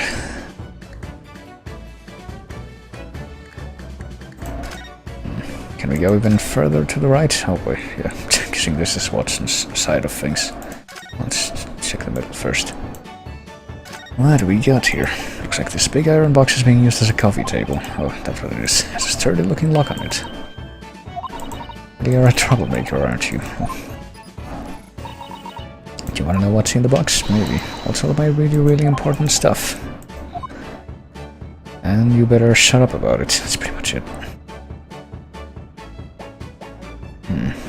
What about the mantelpiece here? Since coming to the Great British Empire, I've really grown fond of these fireplaces. I would be more fond of, having just any kind of want for wanting to use a fireplace, as opposed to wanting to freaking open a fire with endothermic heat, which is what I would prefer. If it's way too hot here, rather than way too cold. You can never be way too cold, as easily as you can be way too hot, is how I see it. To describe it way inside this person's slipper is my afternoon chocolate. It was supposed to be like tobacco or something. This thing with a large pocket knife sticking out of it must be my shopping notes. I do vaguely remember details like that, but I don't even know. It's a little different from what I read. I mean, shouldn't Watson have been the one to write the books in any of these? Like even in this version. So we should have to take it up with her here. Mysterious leather shoe, a wooden mallet, a dancing doll, and a bust of Napoleon. I get the feeling these are all references to the stories. It's brimming with romance and adventure. Speaking of the 6 Napoleons, that's pretty much a reference right there. And the dancing doll, I would imagine, would be to the dancing men. Even though that doesn't involve dolls, it involves like a form of cryptographic writing. Never seen a single shoe used as a decoration before. Every one of those things is a memento from one of Holmes's cases. Well, yeah, even the bust of Napoleon, even though that's the easiest one to recognize. Sometimes when he's in a good mood, he'll take it and smash it to bits on the floor, and then he'll find the black pearl inside. And every single time he goes out and buys a new one, so it's like the piggy bank, clearly. The kind of bizarre hobby a ceramics master would have.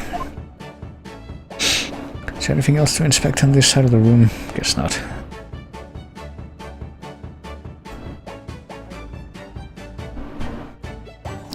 Night later, something. I don't know, I kinda missed movie night.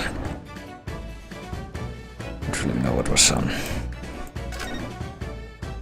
See, let's start examining this side. Beautiful western tea set is arranged meticulously on the table. Some of my evening herbal tea, right. Trying out a new blend from various herbs that I'm growing in my garden. I'm sure this will go great. I get the feeling that we're gonna be following that up and it's gonna be like the Devil's Foot, where it's like hallucinogenic or something. Some cute little bottles are lined up in rows in this cute little white shelf. Probably shouldn't touch those because they explode. Might they possibly be chemicals for scientific experiments? Well, yep. Science is an explosion. That's one way of looking at it, but can also have a literal explosion, as we just said. Write all my ideas down on that blackboard. Black Peter. Tale of Black Peter, the freaking douche captain who was horrible to everyone and was murdered for it. I remember that story. Wonder if that's gonna have a different significance here.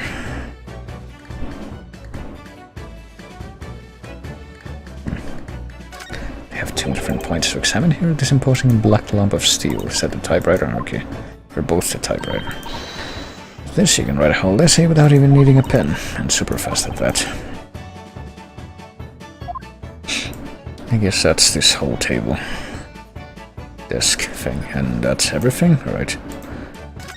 Guess we're gonna do the talking now. Could you take a look at this?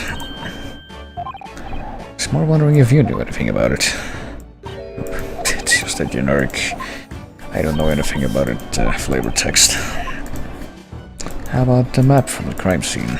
Clearly you can deduce what this is regarding. Nope. I guess that's not quite it. Right, so let's actually have a talk. I believe we met yesterday at the Old Bailey. Yeah, we did. Everything we did for getting that guy declared not guilty, that was super shady and ended up dying anyway. Remember being held at gunpoint by that horrifyingly large weapon before you came? By Lestrade, yeah.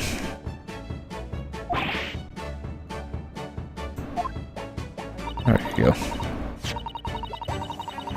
Seem to recall you dragging Gina off somewhere. So she basically the stand-in for the Baker Street irregulars here. Jean Bean is actually a pickpocket, boy. Can't just go off stealing people's inventions. Had to chase after her in order to get it back. I knew something like this would happen, I would have put a self-destruct on it. It's a reasonable way to go about it. Oh boy, the freaking lump of ice that I had in the thing here just shrunk too. It's like the size of a potato wedge. That stinks. After that I brought Jean Bean back to my place. Wanted her to apologize to the technician that helped me make it.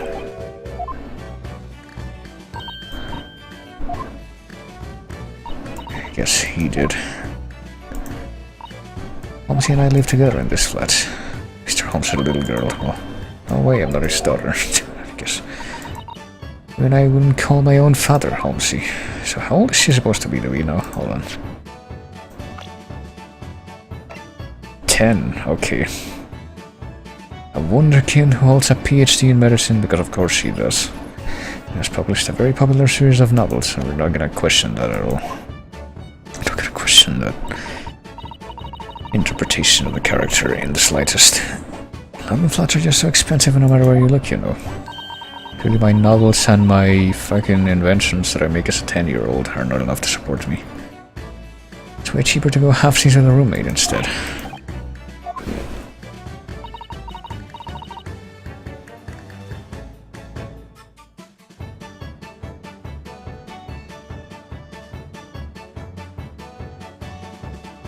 But yeah, I guess we're gonna have the other half, the other... Just turned 10 this year. What about your father and mother? Oh well. Can't actually have anyone like that. And we're just gonna drop it like that. I guess we're gonna be very, very tactful there. Actually, an avid fan of the Adventures of Sherlock Holmes, even though that's only the first compilation. Every issue, even back home in Japan, had them all shipped overseas. I guess you could call them the Adventures as a general thing, but if you say the Adventures, that's just, you know, generally speaking, it's specifically referring to the first collection of short stories. Even you Far Easterners are reading my stories. My yarns that I spin. Holmesy just loves telling me all about the cases he solves, and they will turn out so fascinating. Why should I be the only one to hear about these tantalizing tales? So, okay, so it's all dramatized and she's not even the one, like, she doesn't even go with him for real. He's telling me about the case that he solved on the steamship, so it's all like... exaggeration, even in universe. Actually in the middle of working on the manuscript for next month's issue. Just between us, I think I'll call it the Speckled Band, or so. Always stretch the truth a bit here and there, just a bit. Planning on just making the venomous India snake the culprit instead, even though... if you talk about the human culprit, it would be... I mean, I guess the Grimsby Roylott stand-in in that episode did turn out to actually be the culprit in the end. That's not how snakes work, but you know, it's just a story, right? Might as well make it as crazy as it. Yeah, no one cares about veracity at this point. In the entire planet, clearly. All the Sherlock Holmes stories that have been published in this magazine. Note every single one of them with this cutting-edge typewriter. I thought all these stories were written by John H. Watson, MD. Well, believe it or not, their name is actually referring to me, a bit of a Lil Watson. How do you explain the MD part? Well, I'm an MD. Clearly I'm an MD who's, you know, officially recognized. Dr. Watson is a gentleman, such as we've seen in... I mean, there was a dead Watson who looked like the actual Watson from the stories in the first case. Wonder if we're ever gonna follow up with that. I had to make some quick edits to my portrayal. Don't you think it'd be a little weird if I didn't? Well, this really bizarre fucking lateral circular way of trying to justify a crazy reinterpretation. What kind of a detective takes a little 10-year-old girl everywhere he goes? Well, apparently not this one. Apparently, it's fucking Professor Layton does that though, even if it's more of a 10-year-old boy. And apparently no one has any problems stomaching that one. There's something I've been meaning to ask you. How did you know that I was an attorney who had just arrived in London? And even queerer, we're still allowed to use that word. You said tomorrow would be another difficult trial. We're still allowed to use the original definition of that word, at least. We'd love to hear an explanation for this, if you please. Well, there's not really much to explain, honestly, so let's get this started. Come to the theater of logic and reason. Okay. We're doing this again, and we're doing it now? Just tell me from the start that you was an attorney. After all, we first met in the defendant lobby, and he's wearing that armband. What about the part where I had just arrived in London?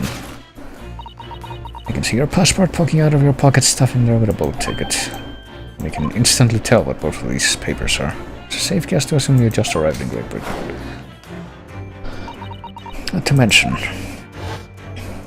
the fact that you went toe-to-toe against that prosecutor proves you're new to British law. That's the only possible situation in which you would do that. Also, Susie's hand still has some red left over from the stamp she received from what? From the jail. You met a convict there for an interview. Oh, okay. Even though we completely skipped over that detail when we went there ourselves in our own monologue. I do that because I want to keep track of when visitors come and go. Like in freaking amusement parks or museums. Use a red stamp or conventions when a visitor wants to talk to a foreigner. So essentially, even though you two just finished the trial, you want to see a foreigner out of jail. Yet the two of you aren't looking gloomy at all, thus whoever you met with must not have been friend or family. Okay, yeah, we're doing the... We still have quite a few stretches going on here. With the Joseph Bell style of deduction. It's not exactly watertight. What about your deduction that the trial would be tomorrow? Once he came home yesterday talking about how he had just solved another case. Arrested a screaming Japanese man.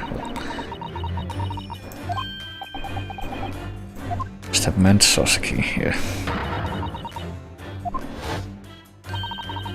Must be a Japanese sword on your hip. And I think they call Susie's clothes a kimono, yeah.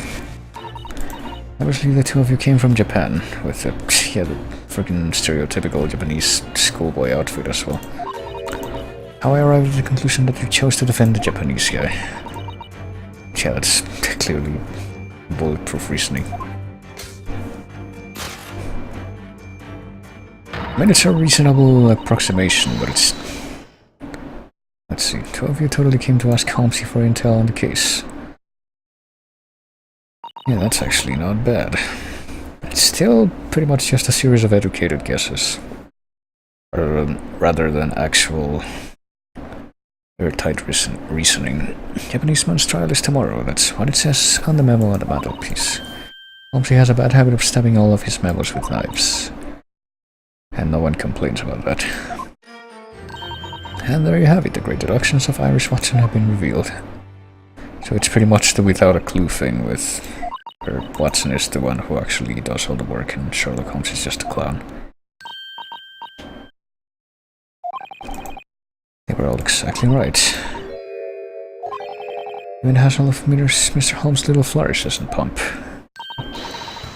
All I did was just mimic the real deal. Makes things much easier if you're caught up on everything. Could you tell us more about that Japanese man? Well, I suppose now we're gonna hear about that. Japanese. Said that Mr. Holmes arrested him, or had him arrested. I'd actually just returned from a trip abroad, but detectives were waiting for him at the station, so they dragged him off as soon as he arrived. There were sightings of a suspicious, hunchbacked, middle-aged Japanese man. He was running away from Briar Road where a woman had been stabbed. Suspicious, hunchbacked, and middle-aged. Sure, it must have been Sasaki. There's nobody else at the scene, though. So he didn't see the witnesses. He used his classic deductions to figure out the guy's address. He went straight to his flat near the crime scene and they found that suspicious hunchbacked middle-aged man trembling in fear. But if that incident happened only 2 days ago, where's the trial scheduled for tomorrow?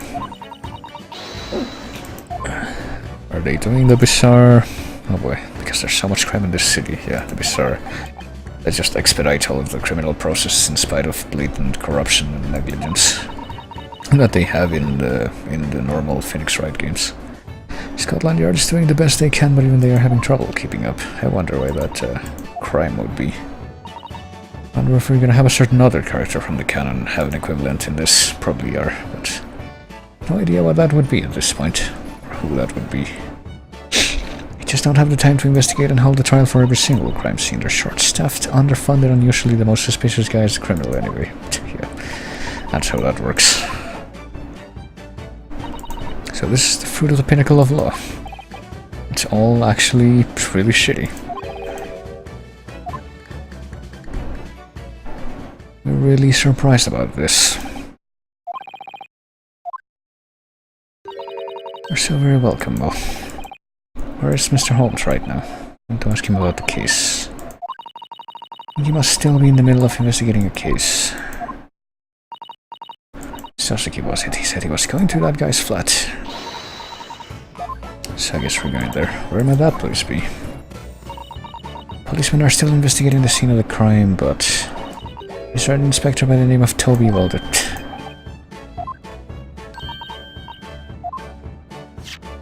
I'm trying to figure out if this is just freaking trying to be cute thing, or if it's a very, very sideways reference to another character from the Holmes series canon that's actually called Toby, but that's a dog.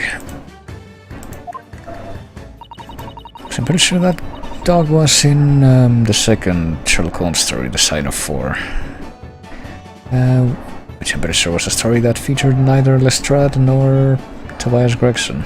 They were both from Studying Scarlet. So you'll answer anything the guy in the dark jacket asks. Boy, the Inspector Gregson will just say okay to anything we want. I'm sorry, I cannot blink. What's this about? I'll give this to Toby. 5 shillings and a message card. You'll answer anything the guy in the dark jacket asks. Boy. We're just gonna have to use that as leverage. That'll totally work.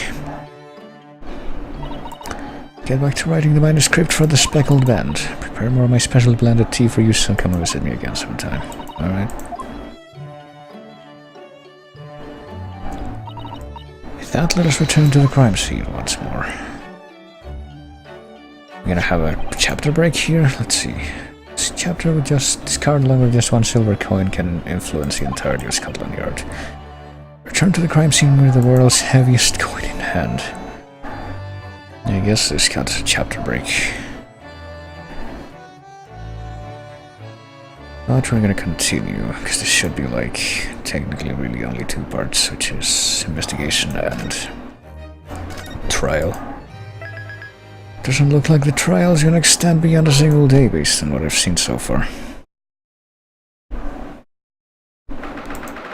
19 February, so yeah, if you assume this to be 1901, then Queen Victoria's been dead for like 2 weeks or 3 weeks at this point. More like a month actually, because he died on 22 February or January, right? Which feels kind of weird since he mentioned Queen Victoria by name, which is, you know, where the freaking VR initials in the wall come from. Victoria Regina.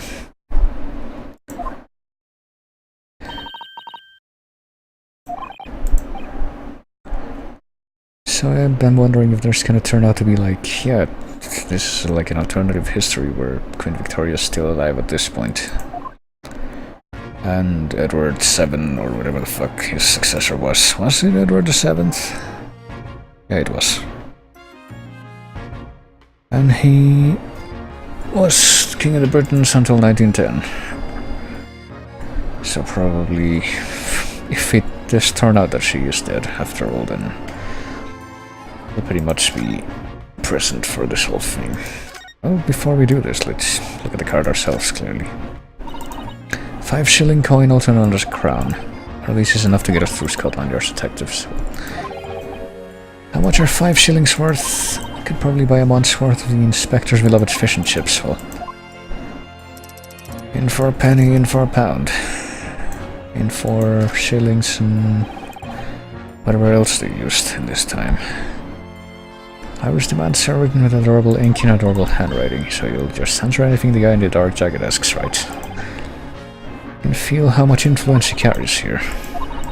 Hopefully this will be enough to get the good inspector to talk to us, or maybe it'll scare him enough to stuff his piping hot fish and chips into his mouth. Which, I mean that's, there's some truth in that statement at least, because if prepared properly, the reason why fish and chips are so popular is because they can actually, you know, potatoes and fish can preserve heat pretty well, so they can be a pretty good way to warm up if they're like right off the skillets or what have you, to warm up in the winter. As I can attest to after having fish and chips myself when I was in London last time. Right outside the Tower of London, as a matter of fact. I have no time to entertain more Japs, except we have this. We have a bribe. Boy, the lady. And then he tips the bowler hat he has. What exactly is this coin? It's a crown coin, but this is no ordinary coin. This is payment for my performance. Wait. Goes without saying that this is for the adventures of Sherlock Holmes, really. The lady wishes to include my likeness in the story, even though, like I said, Gregson was a character in the first ever fucking Holmes story. And then he only made 2 very brief appearances after that were not really called into attention. Have rid of your great efforts. Once. Whenever I appear in the stories, I'm usually the butt of the joke. Not really, I mean. Pretty sure that he was established to be a better detective than fucking Lestrade was, but since he's not really fulfilling the role of the Gregson from the canon, but rather of the Lestrade from the canon, we're just gonna go along with it. That's something else too, like, pretty sure the Gregson from the canon has blonde hair, just a detail. We're just pretty much going to remember. I don't think he had a mustache, he had like modern chops, but that was it. Say, Lance, or anything the guy in the dark jacket asks. But then again, I'm pretty sure that, like, Lestrade and Gregson's appearance was vague enough that you could just say whatever. For the most part. We will take up your offer and ask not one single question. The 2 of us would very much like to know the location of Natsume's flat. Alright. Culprit guy. Tiny little Japanese guy, big mustache. Perhaps shabby little residence stands in your field of vision there. So it was right across the street. Oh. A rundown house with a beat-up bicycle in front of it, in the 2nd floor. Does that say Strand Street? Is that the actual Strand Street? Well, landlord of that residence should be a man named John Garrido. Oh boy, John Garrido. Isn't that the pseudonym of the villain from the 3 Garridos? Oh boy, guess what? I'm gonna have to do the fucking thing again. Because I need to, I can't just let it go. The 3 Garridos. This is an adaptation, The Adventure of the 3 Garridos. Here we go. Can I please have the text wiki source?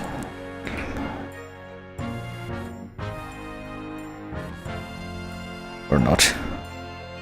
Fuck, hold on. Adaptation. References.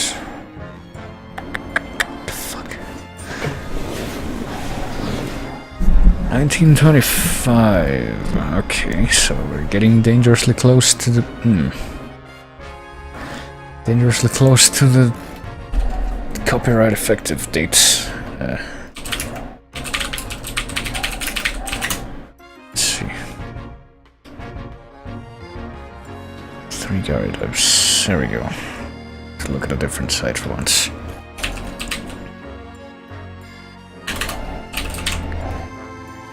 John Garrido, Counselor at Law, Moorville, Kansas, USA. Yeah. Except he's not really John Garrido, he's actually Killer Evans, the guy who shoots Watson for the 2nd time that he gets shot in the cannon. I wonder if that's foreshadowing that I just unintentionally did. Should you meet Milady again, send her my sincere regards. Well, yeah, make sure to mention that. That's all I have to say. Long live Milady. Still fucking expecting him to tip that hat. Shall we head to Suzuki's flat? I mean, he's fucking calling her Milady and he's basically worshipping a lolly, so... And he's got a coat and hat on, so it's like... all the traits you could possibly look for. Really see the history built up in Oswald. Maybe you should say something like freaking that line from the 3 Impostors, which is not a Sherlock Holmes story, but it's an Arthur Machen story. In which is like, I myself don't suffer from delusions, but I believe this guy was a true and devoted Christian, and this was written in this era. So much history that the whole building is tilting. Boy. According to Detective Gregson, this is Suzuki's flat. It's on the opposite side of the street from the crime scene. So we're not gonna comment on the street sign that's on the building, which is very blurry, but it kind of looks like it says Strand Street. Even though I thought Strand was like a district, not a street. I don't know. Look at the window in this building, it's bricked up. What's that all about? Maybe the house is completely vacant, but there's smoke billowing up from the chimney. British culture remains an enigma. Maybe it's like a red-headed leak kind of deal. Or someone's trying to dig a tunnel or something. Wow, it's an English bicycle, but it's pretty small. It's closer to a modern bicycle. Seems like bicycles are really popular in London right now, but not as popular as they would become in the fucking Netherlands. Where every fucking bicycle rider is incredibly entitled. Has there been some sort of movement to alter women's clothing so they can ride too? Well, yeah, he'll never catch on. Anywhere. These jokes are completely great. Wherever you see them. Anyone would understand that after falling from stilts into a river, what? No, not there. Here. It's not like I hate them, just taking both feet off the ground feels really reckless. Boy. Falling from stilts into a river, which I guess stilts is the name of something they were using for a similar purpose in Japan, I don't know. I only remember this because I'm pretty sure I saw something like that in the Picross 3D thing I was talking about earlier. It was like another thing. About the smoky sky, how grey and cloudy it is here. Fog is so thick that I can barely see what's in front of me. Yeah, that's totally the case. They weren't joking when they called London the Smoke. Which was a real nickname, I'm pretty sure. Amidst all the fog I can faintly make out what seems like a tower being built. The Crystal Tower thing, yeah. Being built for the World's Fair to be held in half a year from now. I wonder what the impact of that is gonna be in the story. Okay, the whole tower will be covered in glass and will be the grandest symbol of the fair yet. Greatest fair in all the world. But yeah, this is definitely like after there have been many years of similar fairs and exposition after the first one, which, why the fuck not, I'm gonna look up when that one was. Let's see. Lafcadio O'Hearn, a weeb.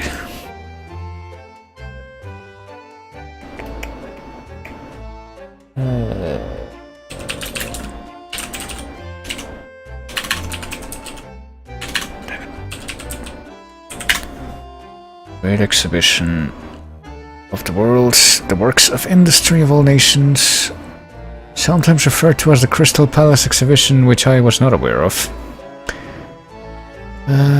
Took place in Hyde Park from May 1st to October 15, 1851. There you go.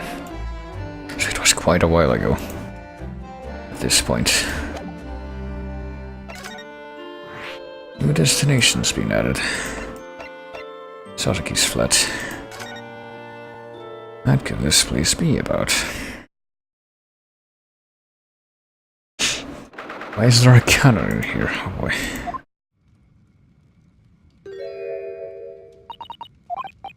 Is this the residence of Mr. John Garrideb? I'm Miss Ryunosuke Naruhodo, which I'm sure you'll be able to pronounce no problem, and he's the attorney for Sasaki, one of the tenants. It's alright, may we speak about him with you? Well, just like pings of smiles. Yeah, I get the feeling that whoever John Garrideb is gonna turn out to be like the real villain, or whatever. It's one of those famous the British maids, yeah, that's when you think maids, you think British maids. Most affluent families in the Great British Empire employ many of them, and not that freaking country that's across the channel that's got nothing to do with maids, especially in fucking Japanese pop culture or anything. Now it really feels like we've come to Britain. If there was a butler alongside her, it would be absolutely perfect. Well,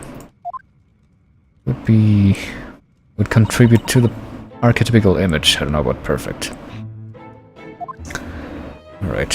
Oh boy. I guess now we know what the deal is with the pictures back here and maybe the paraphernalia. Mr. Garrideb is glaring in the viewer's direction. Guess we're gonna look at all the background stuff that we can first. All of the smaller picture frames seem to display Mr. Garrideb's image as well. There is what looks to be a statue of a lion as well. An old thing. Okay, we're having this guy talk to us even though we haven't addressed him directly yet. Neighborhood pawn shop shoved that on me. Shopkeep has a good head for the game. I always end up buying forfeited pawn items. Afterwards, I always realize that I don't really need any of this junk. Well, lion statue does seem a bit unnecessary. I didn't even catch the... Oh, I guess the lion statue that's on the mantelpiece. It's kind of small there. And a war medal that's all twisted and tilted. Askew, that's the word I'm looking for. It's set in a splendid decorative frame. It looks like the owner is quite proud of it. A little worried about how it's leaning. Well, just an old hunk of junk. Could just toss the thing, but it would be inexcusably rude to the general. Just decided to throw it up there on the wall. Framed up high and polished to perfection. Part of the medal bears an inscription. Good job, medal.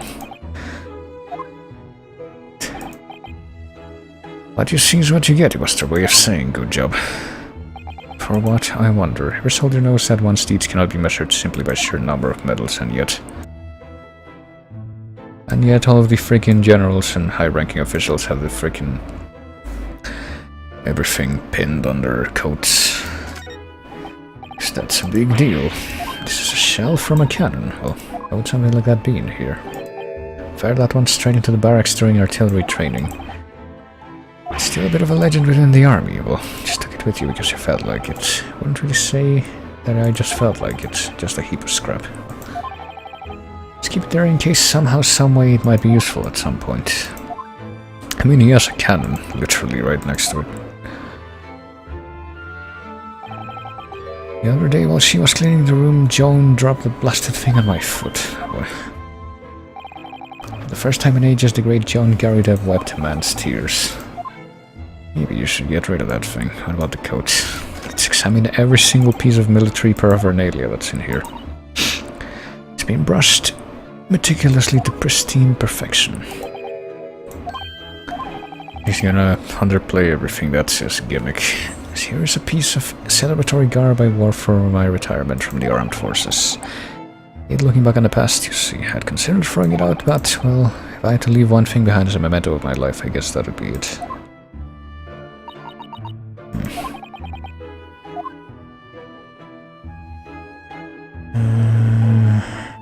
What about the big old cannon with the freaking apron draped over it? To make matters worse, it's a real cannon. This thing is nothing more than a worthless toy. I retired from the military, the army sold it to me. In case the enemy ever attacks us, it's useful to have one lying around in the middle of the city, indoors, yeah. What do you think could possibly happen? So far, Joan uses it to dry her aprons. Well, there you go. They dry quite nicely when she hangs them from there. It's almost as if the cannon itself is hanging its head in shame. How about these books? There they go, some military books. The winter nights in London are so long, there's nothing quite like sitting down with a book by the fireplace. Yeah, this is what people do before TV and the internet. And I want to say radio, but that might be like not a thing for long. Even Mr. Garridev is fond of the adventures of Sherlock Holmes. Still haven't published the 3 Garridevs at this point, I imagine. So, what else can we see before we first talk to them? The window, yeah. And the screen, I guess, is what that's supposed to be next to it. You can see the scene of the crime from here. You can see the police proceeding with their investigation on the other side of the road. The glass is a bit fogged up, so it's difficult to see outside. You can open the windows, but you shouldn't take the frigid chills of London's winter. Well, I mean, if it's a thin window, how much is it really gonna help? If you open that window, even a cup of hot tea would freeze solid right away. Not a soul exists in London that would open a window in the dead of winter. Doesn't seem like you'd get a good view of the incident from here anyway.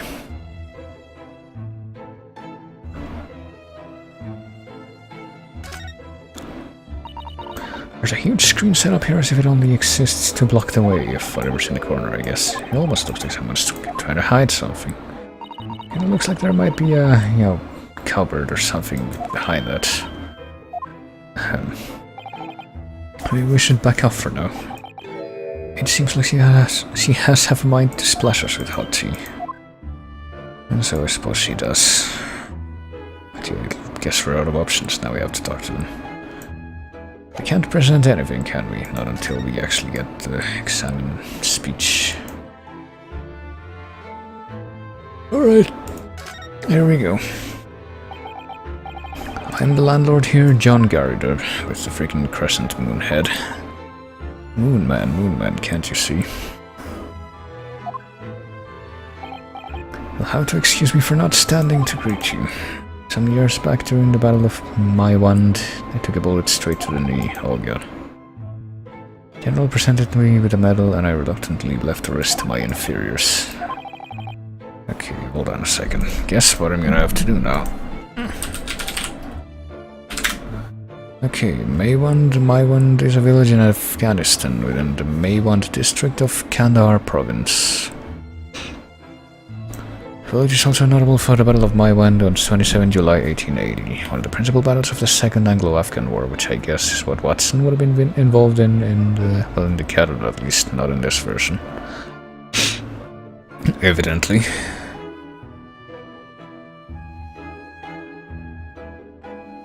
For the Battle of the Campaign, it only went well for the British, but it didn't go well here, I have to assume from that and reading the whole article. It's difficult, not right now at least, difficult for me to climb stairs so I don't go out a lot, so maybe this is gonna turn out to be the Sebastian Moran equivalent and not the other villain that he's named after. Considering this place is on the 3rd floor, well, if he is the Sebastian Moran equivalent, that would kind of imply that the guy he works for, wink wink, would also be represented here somewhere. So out of breath myself when I get up here, well, that's because you don't get enough exercise. You were presented a medal, you must have been an accomplished soldier. It's just a hunk of junk. Medals are nothing more than trinkets. Just throwing it out would be an insult to the general, though, so I have it hung up for now. Shall we guess my medal, if you would?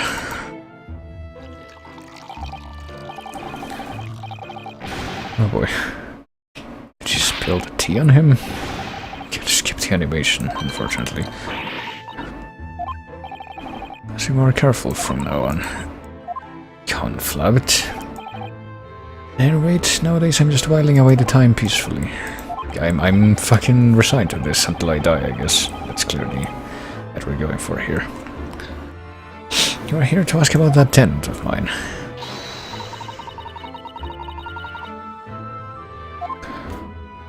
So let's talk about that. As a sworn protector of British peace, I'll help you in any way that I can. Speaking of the Japanese, I believe their empires had a treaty of alliance with us. Well, that's why we're here, I guess. But this incident has caught the eye of the general public.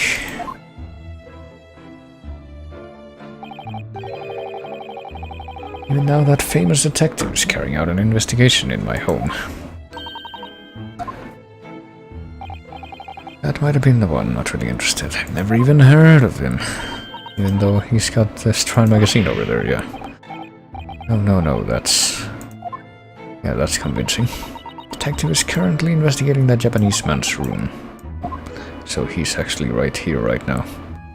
Well, I guess that's why we came here in the first place. The whole neighborhood is gossiping about my home. For a retired man who only wants a quiet life, such gossip is indeed very troublesome.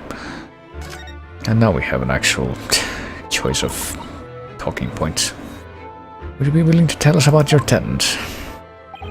He's been living here for about a week. Only a week, so he just got here. I guess. We have tenants on both the 1st and 2nd floor. Oh, damn it, I skipped the animation again, but if I can repeat this dialogue, I guess I can just not do that and watch it again. So 1 week ago, when the 2nd floor became free, the 2nd floor is actually, well... Was that a coincidence that it was interrupted, I wonder? Or is it actually gonna get cleared up here? If you ask me, I knew that Asian was suspicious from the very start. But I get the feeling that maybe the maid is gonna turn out to be the real villain, or something like that. Man is always sweating bullets with his eyes darting all to and fro. Everything about his demeanor practically screams suspicious. I could tell it was only a matter of time before he'd snap. No doubt about it. Should make sure that this maid doesn't get called to the witness stand. Is there anything else you found suspicious? Oh, definitely was.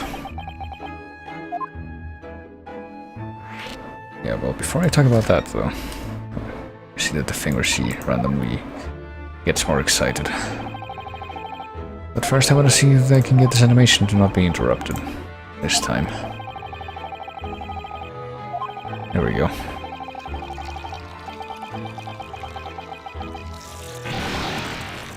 That's what that's supposed to look like, that we didn't get to see properly until now. Alright, well, we've heard the rest of this already, so... There you go.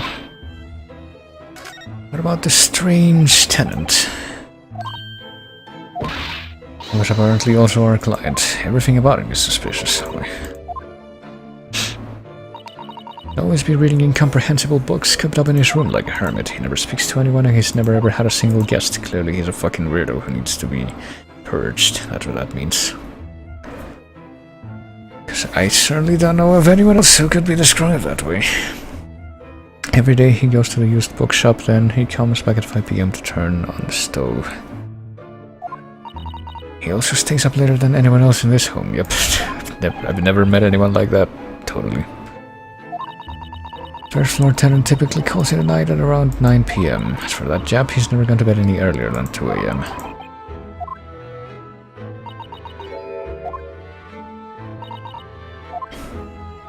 But, Miss Maid, why are you so intimately familiar with Sasaki's life and habits? Well, it's a pretty pertinent question. Tenants don't live on this floor, right? They live on the first and second floors, both below this floor? Okay, so we're upstairs. Okay, I got confused for a second. Isn't it a little strange that you know so much about him? Well, given us... Well, I mean, if you go by the British denomination, then the first floor would be the floor above the ground floor, and the second floor would be the floor above that. They would never call the ground floor the first floor in Britain, I'm pretty sure.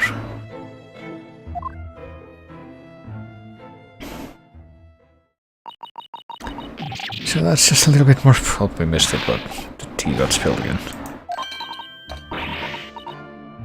It does create a little more confusion, but I wonder if that's going to be addressed at all here. You'd feel as though the maid knew more than she should have. Well, I mean, I'm pretty sure the translators for this are supposed to be British, so... I'm kind of waiting to see how they handle that at this point. As you might know, the incident occurred at about 5 PM. Did you happen to look at the window at all during that time? Notice that your window faces Briar Road. The incident happened on the pavement at the opposite side. Did you catch sight of any suspicious individuals outside? 5 PM is typically about dinner time in our household. I don't recall anything abnormal. What about you, Joan? Sun was settling, so it was starting to get dark, not to mention the fog. There was heavy fog, we're supposed to assume.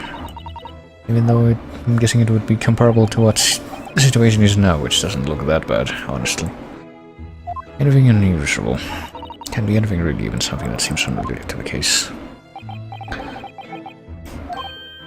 Oh boy. Gosh, he's gonna get interrupted again. When the crime was committed. Tally ho. I think we're skipping some of the friggin' exclamations there.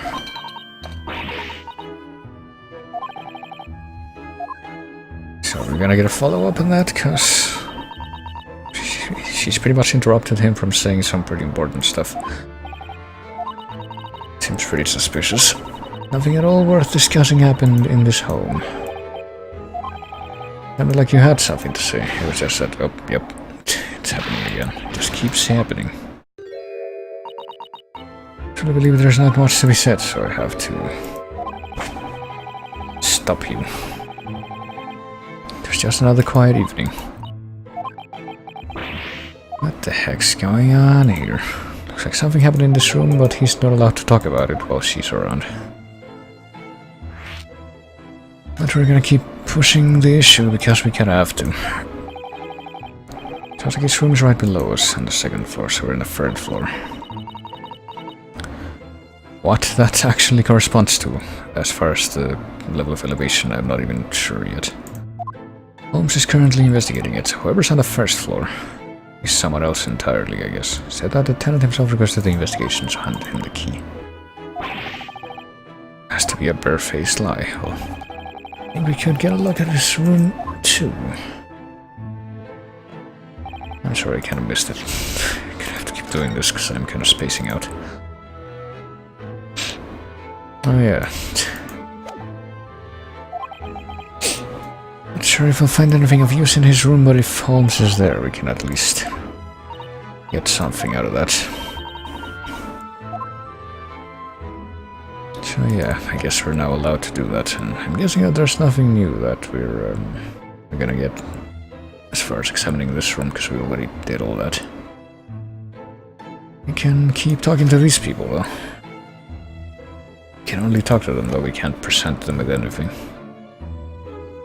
Hold on a second, there's something weird going on.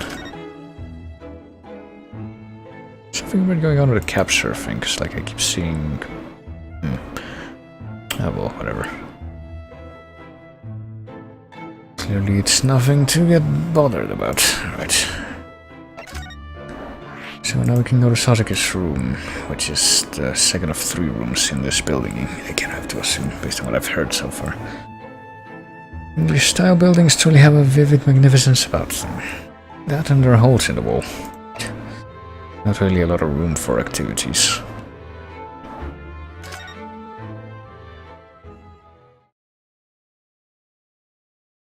Okay, here we are. It's got the bricked up window and fucking cat. Well, I guess the guy that wrote the book about the cat's perspective would have cats. Shouldn't be surprised about that. What a stifling stench. The stench of cat. The animal that's honestly fucking glorified a little too much on the internet, if you ask me. I feel like I'm about to choke on the air in this room. Is it coming from that huge mountain of old books? Or is it coming from the stinky cat? Still, it's so dark in here. Even though there's a single candle there. It's a window, but it's bricked up. Looks like something that was once a window. It's been filled in using brick and mortar. Does he really live in a room like this? Well, I guess so. Can't have to assume based on what we know. Don't see Mr. Holmes anywhere unless he's the cat. Should have been investigating in here. So I guess, yeah, we're kind of forced to examine all of this. I guess we have to examine the cat because it's the only thing that moves, but I'm gonna put that off as much as I possibly can. For some reason, this one seems to have been completely covered by bricks. This might as well just be more wall. Why would someone do this? You know, it occurs to me that... I think this is gonna be the first investigation leading into trial case we have in this game so far, because, like, cases 1 and 3 were pure trial, and case 2 was pretty much pure investigation with no trial. Looks like he had an episode one day and chose to build a wall right then and there. Boy. It's scary because it sounds like something he would actually do. The lack of a window has caused the air in here to get all thick and heavy. And the room makes one smooth, rather heavy as well. Ridiculous amount of books are piled up in a veritable mountain of stories. They're all English literature and they're all considerably old and dusty.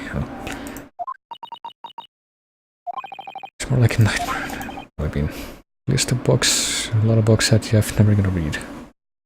Seems a little real. Whichever poor books at the bottom won't ever see the light of day again. Oh.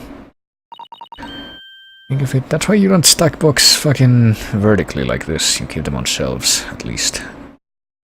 Once in a lifetime experience. Last place I imagine tea ceremonies would come up. I don't know if you can really say that about tea ceremonies, but hey, what do I know? I'm a filthy gaijin. Not familiar with that. It's a beckoning cat from back home. Must have brought this from Japan. You brought that huge Daruma doll with you, did you know? Didn't think you had in a room to talk. Don't think you have in a room to talk. Melodies in her in country wanted to have a good luck charm, even though I don't think we've even seen that Daruma doll on him. Sasuke brought this beckoning cat in hope of good fortune. Too bad the only thing that's been beckoned is this awful incident.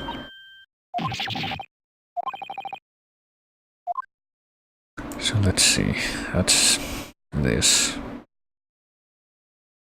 I want to avoid that until the last moment. I hope that if I examine this, it'll be the book and not the cat. The desk. Japanese-style desk sits solemnly within the vast mountain of literature. Maybe this is where Sasuke reads his books and pets his cat. Well, but he even dreams about being smothered by those old books. There's something on the top of the desk. Solitaire. Seat from a used bookshop. Tattered Tales Book Emporium. Address to Sasaki. Well, that's an interesting name for a shop, but 2 days ago at 4:45 p.m. Same day as the incident. That was just before Sasaki got roped into this whole incident. He was out shopping for old books. Surely that'll be important somehow. Okay. I guess we have no choice but to fucking get to the cat now. Alright, Mr. Over-glorified animal, what are you going to tell us?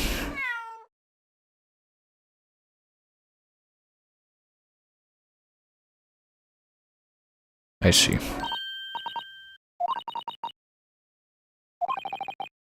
He just jumped into a mud in a box. Well, looks like a calico cat. Guess they have those in Japan.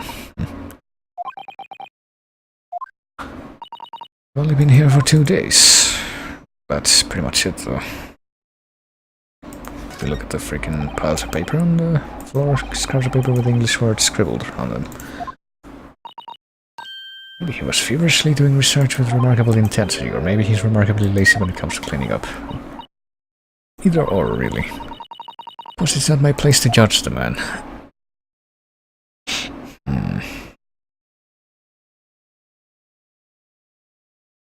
Yeah, there's like not much of a... Well, there's something here, let's see. Some kind of clunky meter is installed on the wall here. Coin slot, okay. It's kind of hard to see among everything else, though. Appears to be a gas meter. Purchase gas in this area by inserting coins here, really. So if you put a coin in, what happens? You get enough gas to use a lamp and a heater for a night, really. The penniless poor have to spend the night freezing in the dark, yes. Rich people who only carry paper money would suffer the same fate. So yeah, we're just gonna fucking tee-hee, cover our mouth and laugh about that. I mean, it's good to not be reticent to accept reality when it's scary like that. That's actually a good thing. But yeah, we think I've examined pretty much everything and we've not discovered what... Well, hold on. Oh yeah. Just realized the fucking arrow is there, I guess. What a surprise to find him, like, fucking hiding just out of frame like in the previous times we saw him.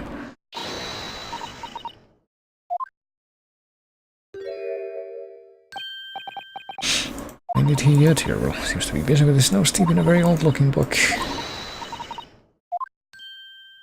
And all of a sudden he realizes that we're here.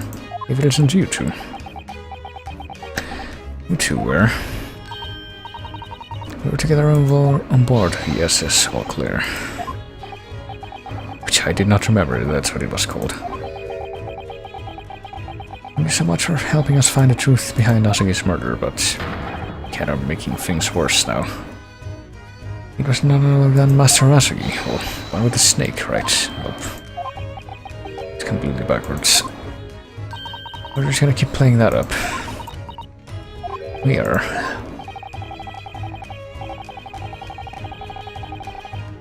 Sure, I can't remember your names with perfect clarity.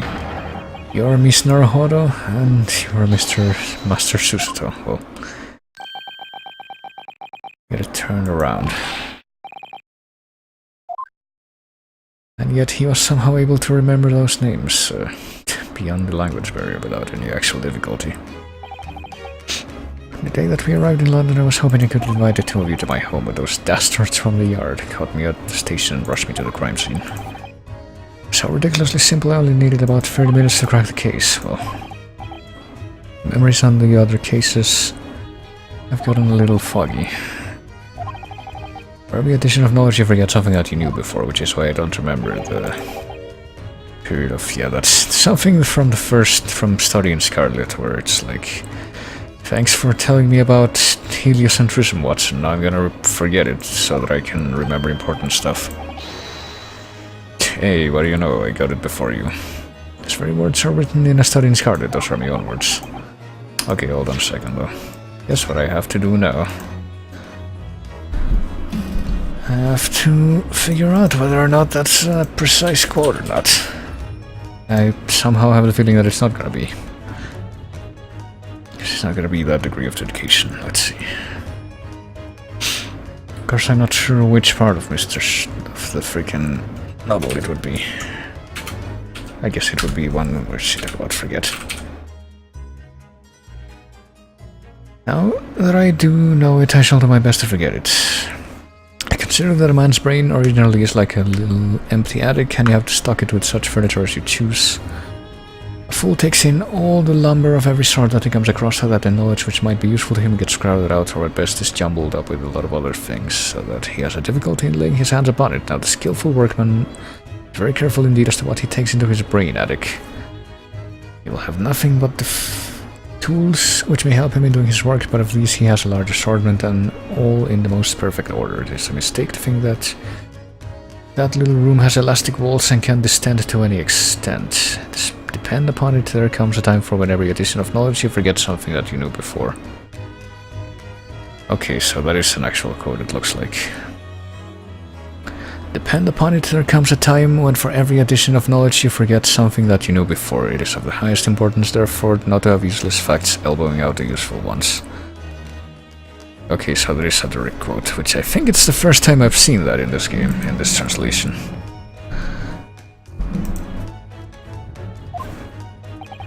I don't remember it clearly myself, she had written it for me so nicely. Well,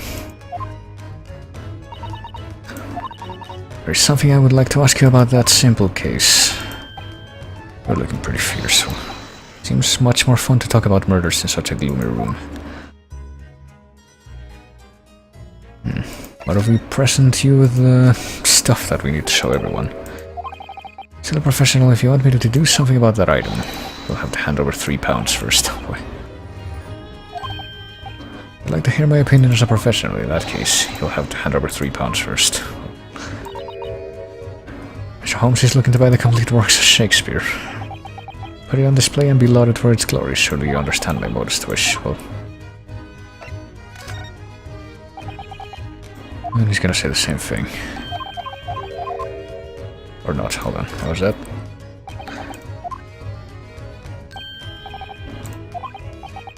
When I get absorbed in my deductions, I lose sight of all else. Okay, so he doesn't say the same thing. Cloudy, perhaps. Weather forecast. So he only says the £3 thing about... Okay, here we go. Something that actually gets a reaction. That's the receipt for those books that the poor postured fellow purchased. Found it tomorrow, yes, I know how to read. Yesterday morning. I can see why they called you the great detective. Must be quite a careless man to leave books behind after he went out to buy them. I'll leave him something that he'll be sure to find fascinating, the Strand magazine. Well, I wonder if you've even seen that before. That's a very clever Holmes-like way of subtly shilling your own work, even though, if you'll recall, in the fucking original canon, Sherlock Holmes was like, no, Watson, you need to not romanticize the stories and have them explained as scientific exercises. And then when he retires, oh boy, kind of blinked, hold on. Shouldn't just take my word for it when I praise its greatness. Detective novels are amazing pieces of literature in their own right. I mean, they're their own genre, that's pretty much it. Well, that's kind of an ironic thing, because like later when Sherlock Holmes retires, it's like there's like 1 or 2 stories that are written from his perspective instead of Watson. And it's like, hey, I'd never realized how difficult this was. So I'll try to do it like Watson did it, basically. So the exchange student Sasaki's nuts in his room, and you're the one who arrested him, apparently, under the pretense that he stabbed that woman on the Briar Road, who still we don't know who she is or what she has to say about all of this. But Sasaki says that he didn't do it, yet you arrested him despite that. Whatever do you mean, well? Have we been fed false information here? Not playing dumb at all, I think the two of you have come to some sort of misunderstanding. I've no recollection of ever calling that poor postured Japanese man the culprit. Boy. I want to know the request I received from Scotland Yard word for word. A man escaped from the crime scene. We want you to find both his identity and location. There were a few books that had been left at the scene. Judging from the book plate, it was clear that the book was purchased from a local bookshop. After I spoke with the owner, it wasn't long before I arrived in this room, that's all. Alright. Oh yeah, we found the receipt and we showed it to him already. Saying that Sasuke's in the culprit, well, we're telling... he's pretty much saying that he's not necessarily saying that, but that he was told to find him. Came back because it has started to pique my curiosity, but there are just so many intriguing books here. Well, by no means was I doing this just because I was bored, really.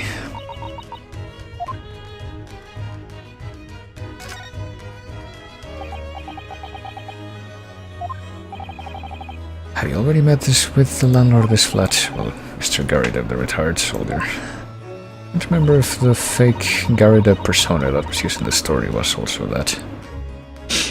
First time I've met someone from the Great British Empire's military. It was the first time that I've ever met a mate from the Great British Empire. Well,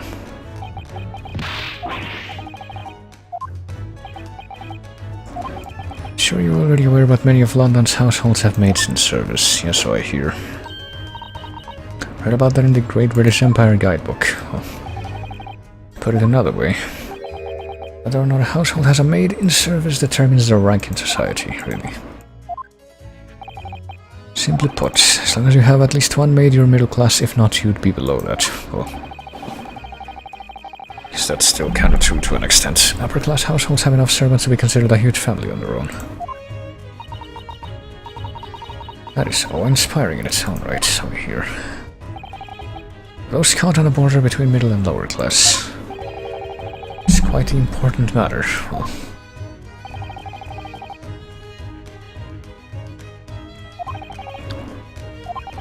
the retired soldier John Garrideb has just one maid. Is that what we're focusing on here? Lovable little soldier is hiding something. As for whether or not it's related to the case at hand is yet to be seen, but because of, writing, I get the feeling it's gonna have to be. Chekhov's gun and what have you. This is really quite a gloomy room. If I was stuck in this room for long enough, I would be sure to stab someone sooner or later. Like I said, sooner or later. Boy, speaking of how gloomy it is in here, can't help but wonder why there aren't any windows into this room. He didn't remove the bricks there. Wouldn't be right to say that there aren't any at all, but maybe you can just look at it. They'll completely covered up with bricks. The answer to that is simple. It's because of window tax. Window tax. They have that in the UK. I thought it was like a fucking frivolity and from a certain other place that I've heard about. Window tax and pet tax. Well, not just heard about, that I've lived in my whole life, but like in history, that was pretty much mocked just because of how frivolous it seemed. Well, after the fact it was. Long ago, Britain taxed its citizens based on how many windows their homes had. The poor and penniless rushed to paint over the windows in their houses that they inherited. On the other hand, the rich would put windows all over the premises. Apparently they were trying to gain favor by paying exorbitant sums to those in power. Oh. I mean, fucking today they have the fucking TV license, so they're not quite over ridiculous laws and taxes anymore. Because of that, an epidemic began spreading through the country. Window tax was abolished about 40 years ago, but even now there remain traces of the effects it had. This flat is one of many examples. I wonder if Sasaki is not receiving enough exchange student allowance. But I've investigated thus far, he's renting this room at a rock-bottom rate, which seems like, yeah. Sasaki moved into this room last week. Reason to believe that this room isn't cheap merely because of how rundown it is. So that would be the other reason, oh boy. You have to wrench it out of him, maybe, or maybe he's just not gonna talk about it right now. That's all he wants to say. You said you wanted to become a lawyer, right? Are you going to defend him? Tenant of this flat, Master Sasaki. Truth is, I already stood as an attorney in this country just yesterday, so therefore I have the official sanction now. It's like your dream didn't take long to become a reality.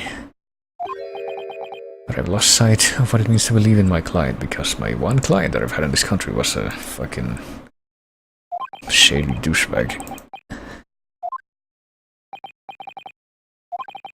There's no way that Sasaki is the culprit.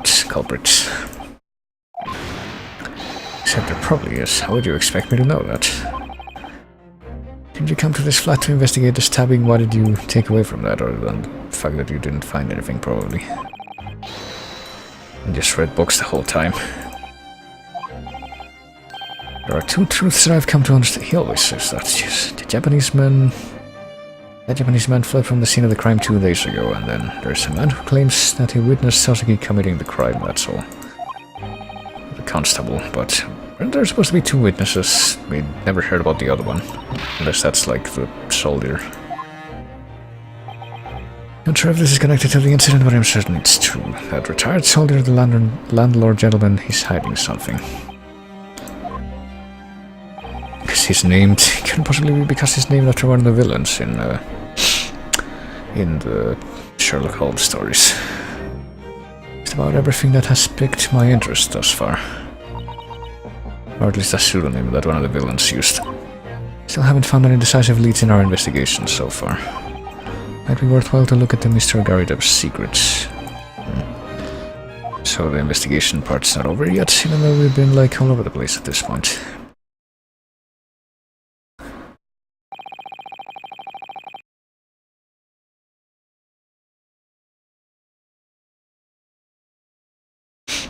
Just run to the back end of the flat. Oh.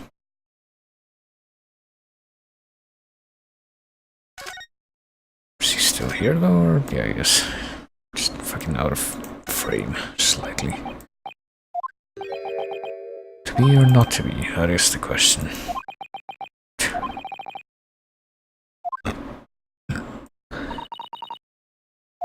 No of the mind, slings and arrows. Burr Bodkin, it's all very circular way of just saying the same thing over and over with a nebulous justification. And that was my analysis of the Hamlet soliloquy. Now I guess we don't get like a chapter break here. I haven't been here in a while, so I guess that's the hint that we're probably supposed to go back there. Why don't we go to the jail though and talk to Sasaki about his book purchase, unless he's somehow not there. Jail cell 9, which wouldn't really make sense. Doesn't look like we'll be able to meet with Sasaki for the time being. Oh boy. Listening to his testimony in preparation for tomorrow's trial. Okay, well... yeah, I guess we can't talk to Sasaki right now. Bobby doesn't give his usual yes I do to any of the wrong questions. Well, it doesn't really sound like he's able to say anything else, so... that might be a problem. Let's see... I guess we're just gonna go straight to the place the game wants me to go.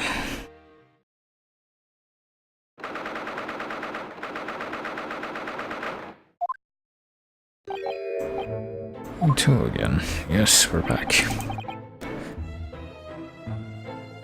Can't seem to remember his name, but he's a good detective, still hard at work while he's just kinda hanging out. And... going through someone else's property, technically. Seem to be very content with the progress of the investigation. Now the cup of tea. Is she gonna do the thing? She probably is.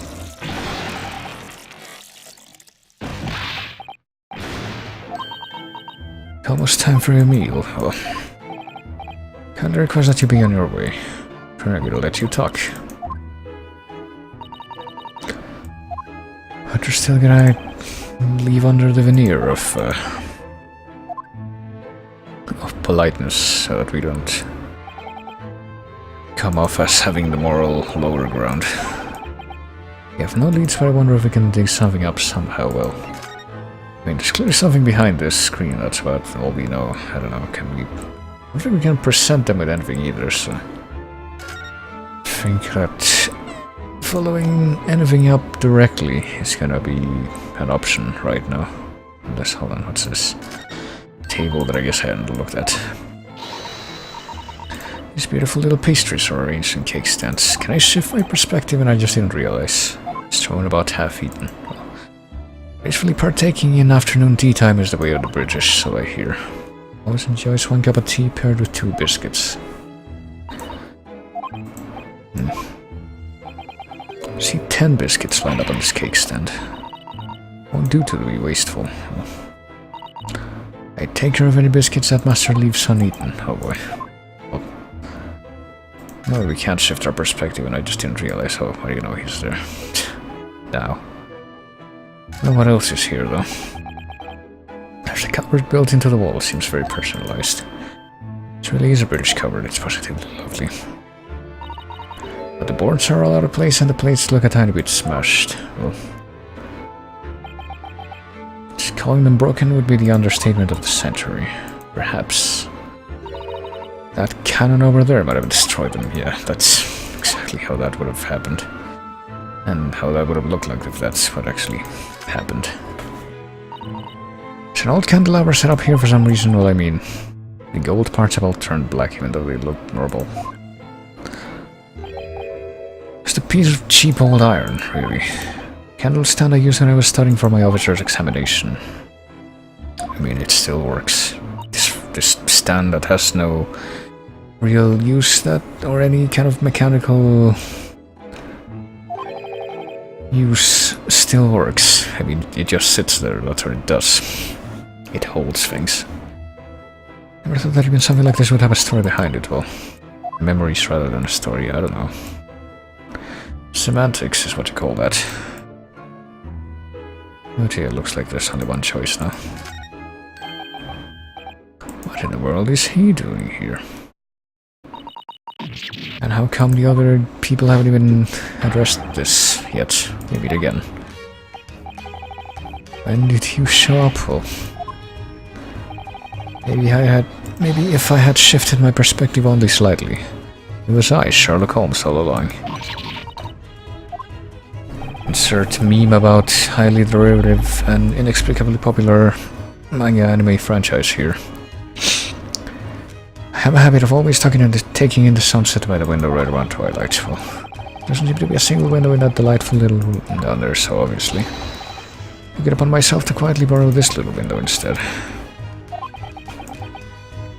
It's one of his special needs, is the correct phrase. I believe that now is the time that I will need your assistance in making sense of my own astounding rare detective's intellect. Oh boy, we're gonna do a deduction. To find out what the secret's supposed to be. This unassuming little room guards a secret. I wonder how it could be. Or where it could be. Let's just go ahead and... yeah, time for a great deduction. This'll go without a hitch. And the first iteration, Mr. Garrideb. May have been an exceptional soldier, but can't say in good conscience that you are well suited to being a landlord. I have already seen the truth. At this point, I have come to two concrete conclusions. Let's start with the first conclusion. You are secretly harboring a vicious wild animal. Oh boy. As for the second conclusion, as a result of that wild animal's vicious fury, you have lost something precious to you. And hey, apparently it's getting a reaction out of him. Right on the mark again. Just, you know, just like they were the first time without any intervention. How did you know that? One might wonder. Reasoning really is quite simple. I am the king of beasts when it comes to the thick, dense jungle known as logic. Taming the wild tyrants born of Mother Nature is no simple task. Shall we begin? Come to the theater of logic and reason. Oh.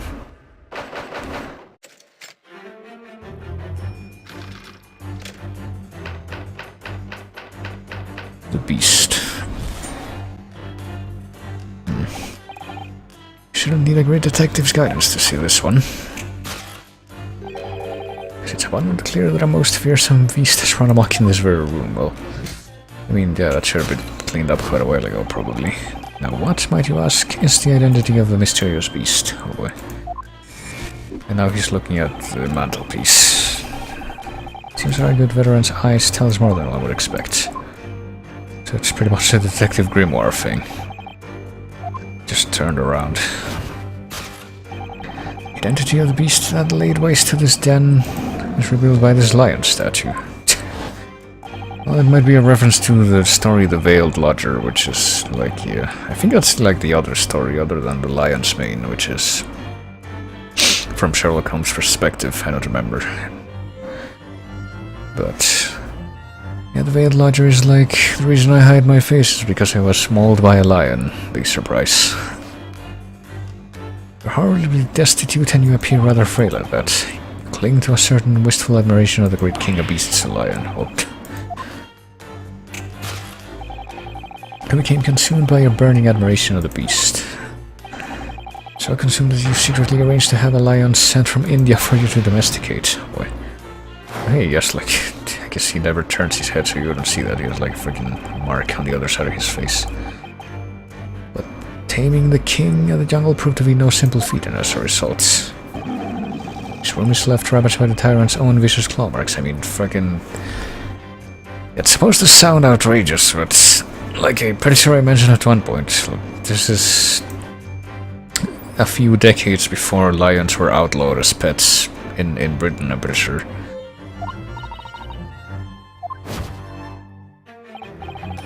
You might have heard the story of Christian the Lion, which was like one of the last cases, and I'm gonna fucking look it up now just so I can make sure of the dates from that.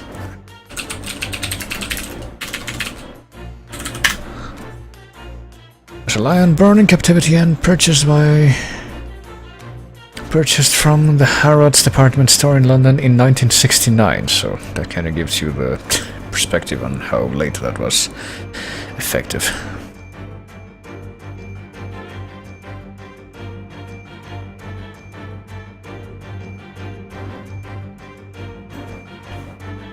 But anyway, at first glance no such beast can be found in this room. Where could that monster have disappeared to? The answer lies, if I may, madame. Well, pardon my rudeness, but just one look at you tells me all I need to know. Well, something sticking out of her pocket, yeah. In your pocket alone reveals the whereabouts of our disappearing beast. Well, that's a flyer for the circus sticking out of your pocket, isn't it? So they did away with it. You scrambled for some method through which to dispose of the fierce lion. Valenvois Circus. A traveling troupe of musicians who pitched their tent in a nearby park. Even I've seen them. Oh. And you two were going to sell off that dangerous lion to the troupe.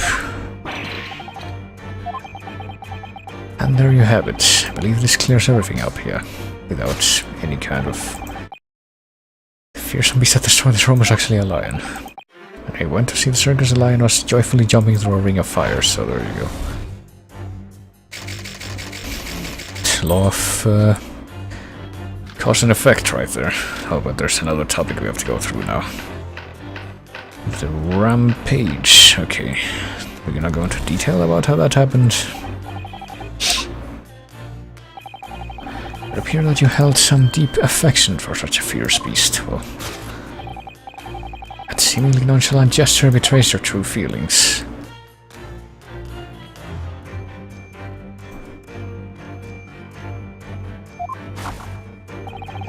Intense pain you bear is clearly revealed by that hand on your cheek. Well, he's got the friggin' big mark on the other side of his face. That's what we're gonna end up pointing out in the correction, I'm pretty sure.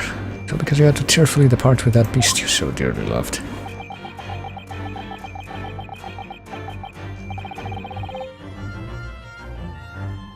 Pain of losing one so important to you, I know that pain all too well. Where, I ask, does your pain come from? Oh boy, it's probably from the fucking tea that keeps getting spilled. The truth is brought to light by your line of sight.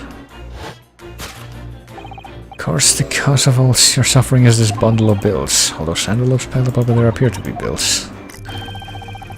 For a wagon's worth of meat, potatoes, wheat, and black tea.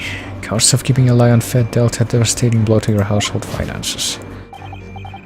However, there was little you could do but part with him. Well, but then, in a final act of reckless violence, the beast attacked once more. And the traces of its great rampage are clear. See, the carpet below is torn to shreds. Well, I hadn't seen that mark on the carpet before. Used to be a high-quality carpet woven from wool. That does seem to be more related to the stuff behind the screen there. Why did something so horrible have to befall such a lovely carpet? Oh. Seems like it's your turn to tell me something now. Answer to my question is in your eyes. What was it that left the carpet in the sorry state? The evidence lies in the cake stand. Well, it's probably more like the freaking cigarette or thing or whatever that's stuff that's on the floor. There's nothing in the world more dangerous than a hungry lion. Even a certain great queen once said, if there is no bread, let them eat cake. Safe to say that food is a catalyst for all great tragedies. Well, having grown sick of the taste of cake, the beast set his sights on new prey. What prey fell victim to the tyrant's fury? It goes without saying, there's room for only one conclusion. Famished and in a daze, the poor jungle king devoured the carpet. Bite marks in the carpet are a perfect match for those of a lion I once spotted in India. So obviously...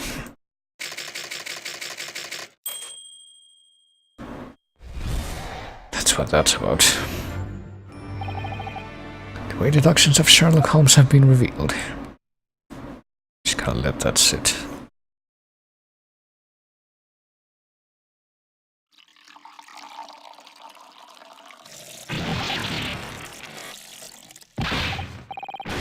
Tea is spilling, I say. Not spilling your tea in the face of my impeccable logic is to be expected. I've heard tales of a housewife who spills tears as well as tea. Boy.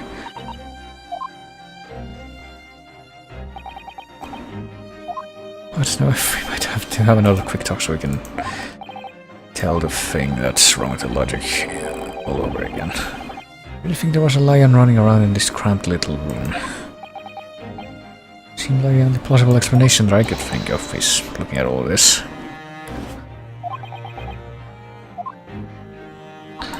Suppose some sort of lion really did rampage in this room. Can't imagine how Mr. Garrido and his mate would have made it out safe and sound with not a scratch to show for it. I'd wager they countered his onslaught with a great big cannon to the face. Then how could they have sold it off to the circus? And put these over the meat and potatoes aside for now. This is the first I've heard of any lion drinking black tea. I mean... no matter who or what you may be when you come to visit the Great British Empire, the right to enjoy afternoon tea is a privilege, heard equally by all. I mean, technically. From my own experience.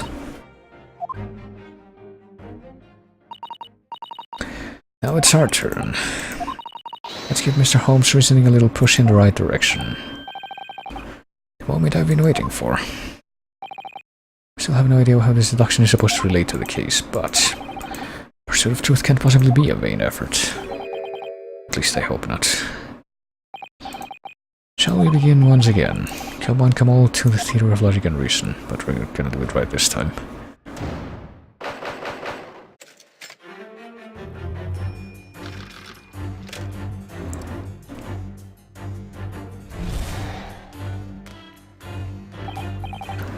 Shouldn't need a great detective's guidance to see this one. Because it's abundantly clear that a most fearsome beast has run amok in this room. And what, might you ask, is the identity of this mysterious beast? Well, he's looking at the mantelpiece, alright, but... good veteran's eyes tell us more than we would expect. Answer lies within your very line of sight. Talking about the lion statue there, but that's where we intervene. I find it hard to believe that he'd bring a lion in here, somehow. Hold on just 1 second.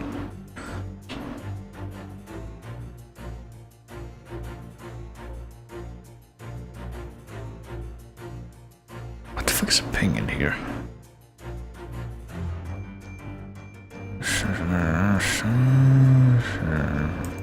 Here? Yeah.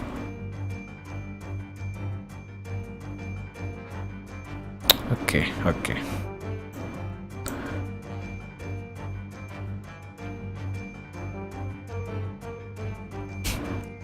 Alright then. I can't believe that he bring a lion in here. Well, look at Mr. Garrido's reaction should tell you that it's indeed true that some matter beast destroyed this room. Be certain that it was not a lion smuggled over from India. What could this beast have been? Well, this is still the same thing that we did in the previous cases. Well, by which I mean the one other case where we had this mechanic. This is the lion statue in question. Maybe if you live with a lion, you'd find them surprisingly adorable. It's the same as if a mouse called a cat adorable. There's to be some other beast around here.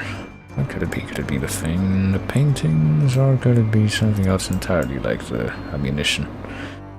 Or the metal, which looks like the ammunition is the only thing that's even selectable that isn't... well, hold on. It's probably the picture frame, because it's hidden behind the statue. This is an artillery shell. Why are there so many dangerous things in this room? I did say something about that. He took a shot to the knee in battle. I wonder if this is... It's totally the thing. Yes, the British don't like to put normal things on their mantelpieces. Unlike us Japanese, we put only the most important things on there. But yeah, what's in this picture here? That was previously hidden. This photo looks to have been taken on his wedding day. Well, looks incredibly happy here, but we can't see his wife's face because it's smashed. Mr. Garidub and Mrs. Garidub.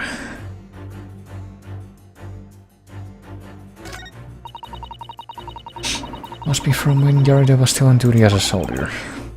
So I'm thinking that fucking somehow Garidub and the maid are divorced.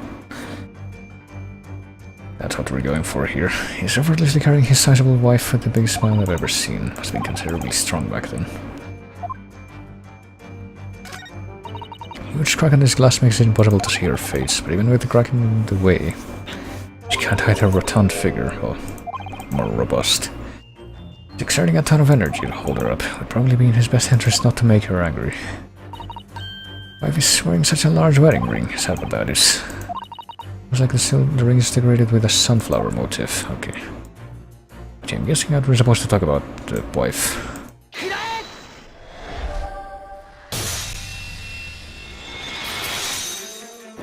The wedding picture hiding behind the lion. The identity of the beast is revealed by the picture there. There's not a single other suspect there. The person depicted in this photograph is your wife, is it not?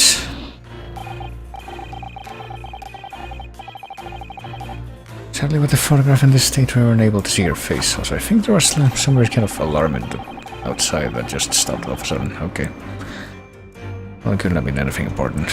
What we can see is a considerable amount of force being exerted by those arms.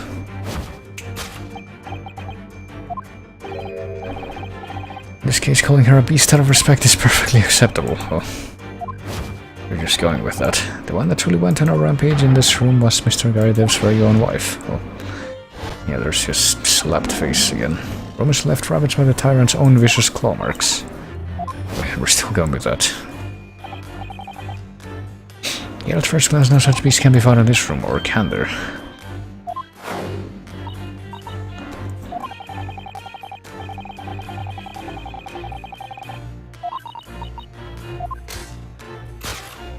Yeah, the lowly maid. Even your pocket alone reveals the whereabouts of your disappearing beast, or could it be? Well, I'm trying to know what I'm supposed to be focusing on here, after seeing the detail in the last one. See, the jury's still out on how frail she is. Wife does seem to be missing from the room, and the clue that reveals her location should be hidden on the maid's person, yeah, obviously. Well, I mean... Can we not look at the... We can literally just say maid. Both of her eyes are shut tight so we can't trace her line of sight, and her mouth is shut tight so we can't wring our secrets out of her. And her cheeks are so thick they can deflect whatever we might say. Oh. Get away with words. Teapot, clearly. Elegant, well kept. She's constantly using this to pour aromatic tea. On Garidov, yeah. Done with that. Anything else to be seen here? This other teapot stuff. I want to look at the pocket. Does indeed seem to be a flyer for the circus poking out of her pocket. Valenvois Circus, set up at a nearby park. Don't even want to imagine. Do you think Mr. Garrett sold his wife to the circus? Yeah, that's clearly the only conclusion you can come to here. If you wanted to joke so badly, it would arguably be better if you asked if she was eaten by a lion instead. Oh. Well, now that we have a different perspective. Boy. Is there anything back here? It's kind of weird how... Well, the perspective from this angle is completely blocked off. You can just see her face and that's it. But I saw like something else that had the text show up in the upper part there, but now I'm pretty sure this is what we're looking for, the wedding ring. It's conveniently hidden out of sight there. Lady is wearing an enormous ring decorated with a sunflower pattern and wearing it on her ring finger. Would she ever be able to take it off if she tried? Well, you remember that photograph we saw? Yeah, I wonder if you're supposed to focus on that at all. This thing that you just looked at right before this. Alright. Let's go. Do the thing. Still going with the beast motif there.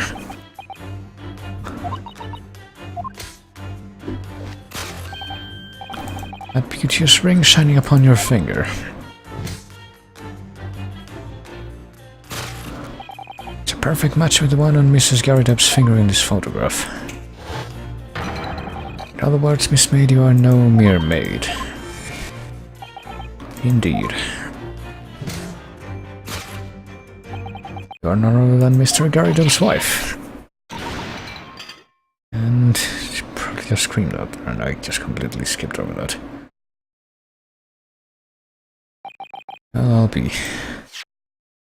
That was enunciated as okay. I just gotta make sure of that. This is my wife, Joan. Oh boy. Oh, she did the thing again, I guess. I once again completely skipped over that. Because the game doesn't expect you to skip over that, even though I read quickly. See how she looks now that back in the day she was radiant, a real dazzler. Well. So you're a retired veteran, have been reduced to renting out vacant rooms. Well, you lack the income to hire a maid. So she has to be the maid. As a former captain of the 3rd platoon, I still have my pride. But now I can't even hire a single maid.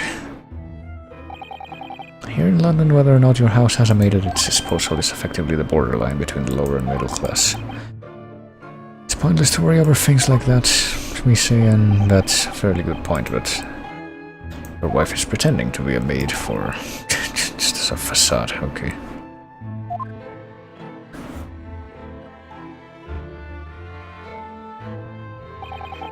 It's only when visitors come calling.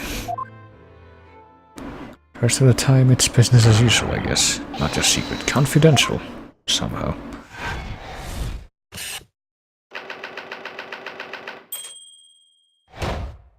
So that's solved.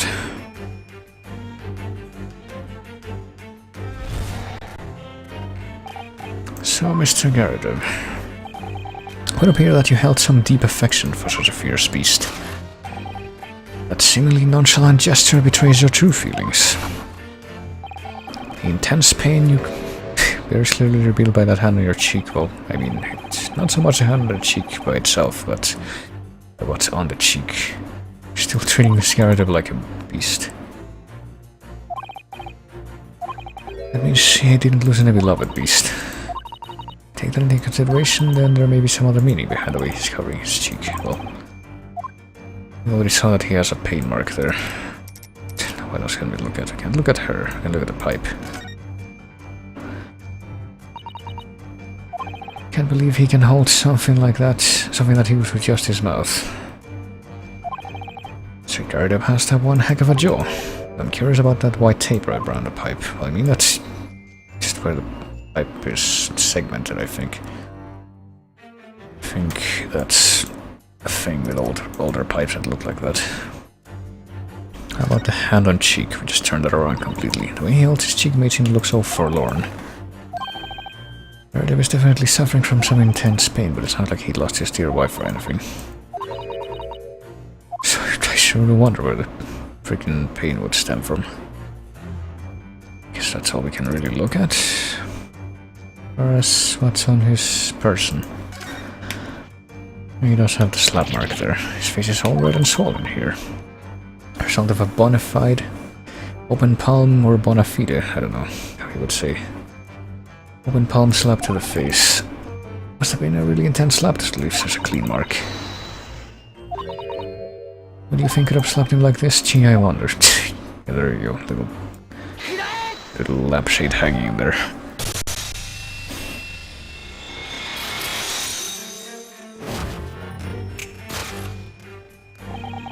Tense pain you bear is clearly revealed by that slap mark. Aftermath of a slap from a considerably strong arm remains engraved on your cheek. Madame Joan Garrido can only assume that this was your doing.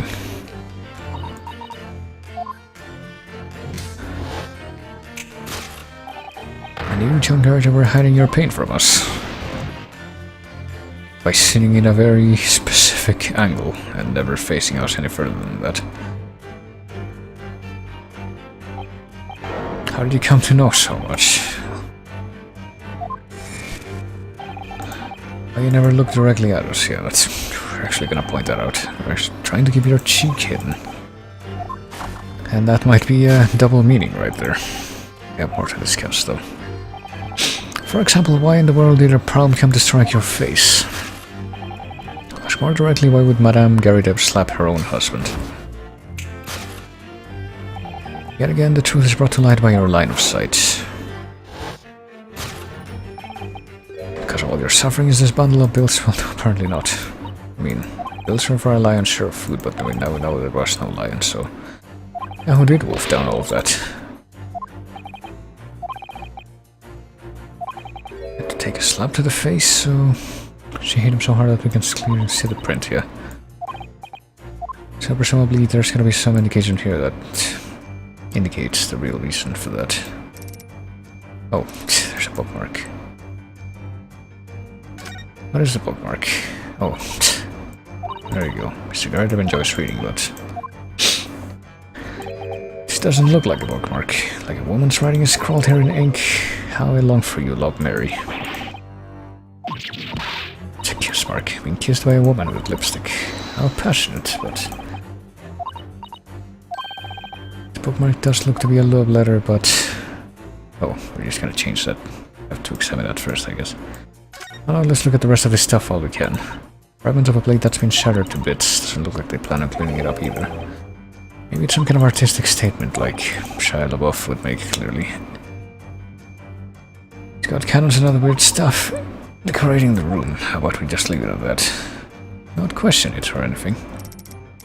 But on the other side we have a pile of books. There's a ton of old books piled up here. They're all novels that I've never heard of.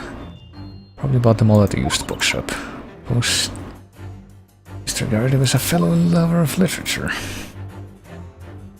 Well, what about the bundle of bills itself? I mean, it's still kind of questionable. Cart full of meat, potatoes, and such. Looking at these two, it doesn't take long to piece together who does most of the eating here. So we're just assuming that it's for them to eat, then. Stark contrast is staggering, but now let's go ahead and maybe examine the love letter again to see if there's different flavor text. Wasn't Mrs. Garrido's first name Jane or something? Yeah, that paints a pretty damning picture right there. There's one incriminating piece of evidence right here. So let's go ahead and use that. The trouble is with the affair that's apparently going on here. Most of all your suffering is this love letter. That we all know about. Seems to be quite a passionate letter. Perhaps the sender, Miss Mary, is the one who slapped you. Well, evidently not. That would be a little too convenient. Don't know her. Love letter isn't even addressed to me. Well, thing was already shoved in the book before I ever laid eyes on it, so that's what we're going with here. When he got it, I guess. Without a doubt. Oh, it happened again. How do I explain this to you? I bought this book from the used bookshop. Thing was in there before I even saw it. So the previous owner used a letter instead of a bookmark. Well, someone's not buying it. Look at the damn name, it clearly says James. Also, we're doing the confusion between James and John. I think even my own name is to be doubted too, which is... You know, that's something else that's drawn from the Sherlock Holmes stories. Like, sometimes Watson was called John Watson and sometimes he was called James Watson. And we did kind of establish that his full name was John H. Watson, which is interpreted by some sometimes to say like, hey, his full name is... or his middle name is... the H means Hamish. Which clearly means that... which is the Scottish equivalent of James, so, you know, that's clearly that squared away. But no, that's never actually fully clarified, it's just an inconsistency in the canon. Woman's paranoia can make her snap like a beast, and it can make her slap like one too. But then, in a final act of reckless violence, the beast attacked once more. Boy. By burning the floor there, I guess. Looks to be a high-quality carpet, woven from wool. Why did something so far horrible have to befall a lovely carpet? Seems like it's your turn to tell me something now. And the answer to my question is in your eyes. You're clearly looking at that. In the cake stand. Did his wife eat the carpet? Yeah, that's just silly, but everything else is perfectly fine. Pretty sure that the disaster that befell this room is the result of his rampage, his wife's rampage, so... Hardly closing in on the end, of what we know so far at least. So it has to be something from here. Could be the cake stand, could be the circus flyer, or could be the candelabra. Or could be another, one of those things that's conveniently hidden from view at first. If we look at the carpet, it's... Is that a candle that's on the floor? Marks perfectly match the bite of an Indian lion, so we hear. The edges of this carpet look burned, yeah. There's a big old black mark on the floor. You would kind of be hard pressed to ignore that as being a burn mark.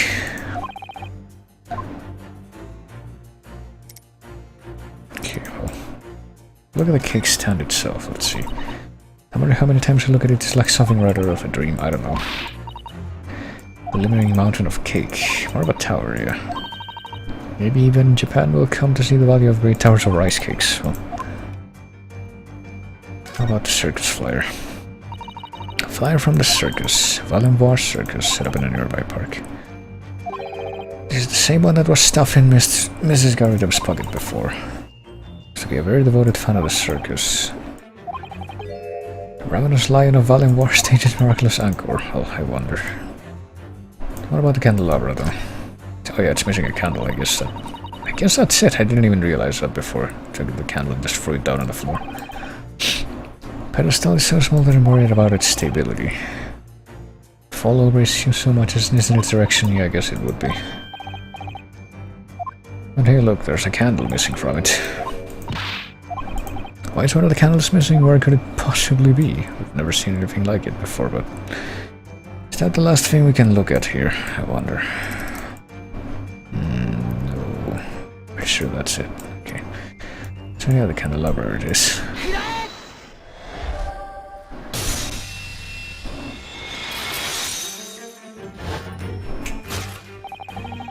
What was it that left the carpet in destroyed state? The evidence lies in the candelabra. Found the exit of this labyrinth. Pure logic. There are what appear to be bite marks from a ferocious beast here. Yeah, bite marks. We're still going with that. Those would in fact be the burn marks on the edge of the carpet. There's quite the lover's quarrel in this little room, or at least it was. It was contained fairly well when Mrs. Garridum slapped her husband in the face with that stout arm of hers. The impact caused one of the candles to fall off the table. Okay, so that bit wasn't on purpose. And the fire from the candle spread to the carpet and burst into flames.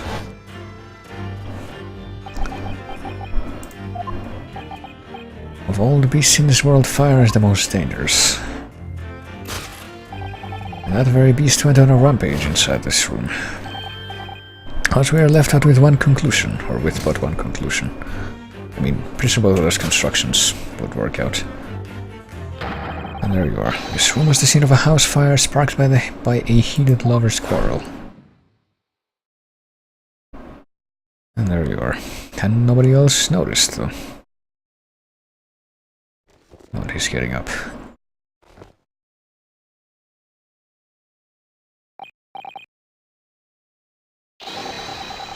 Really are as good as they say. Well, I can't even stand right now. So it's turned around.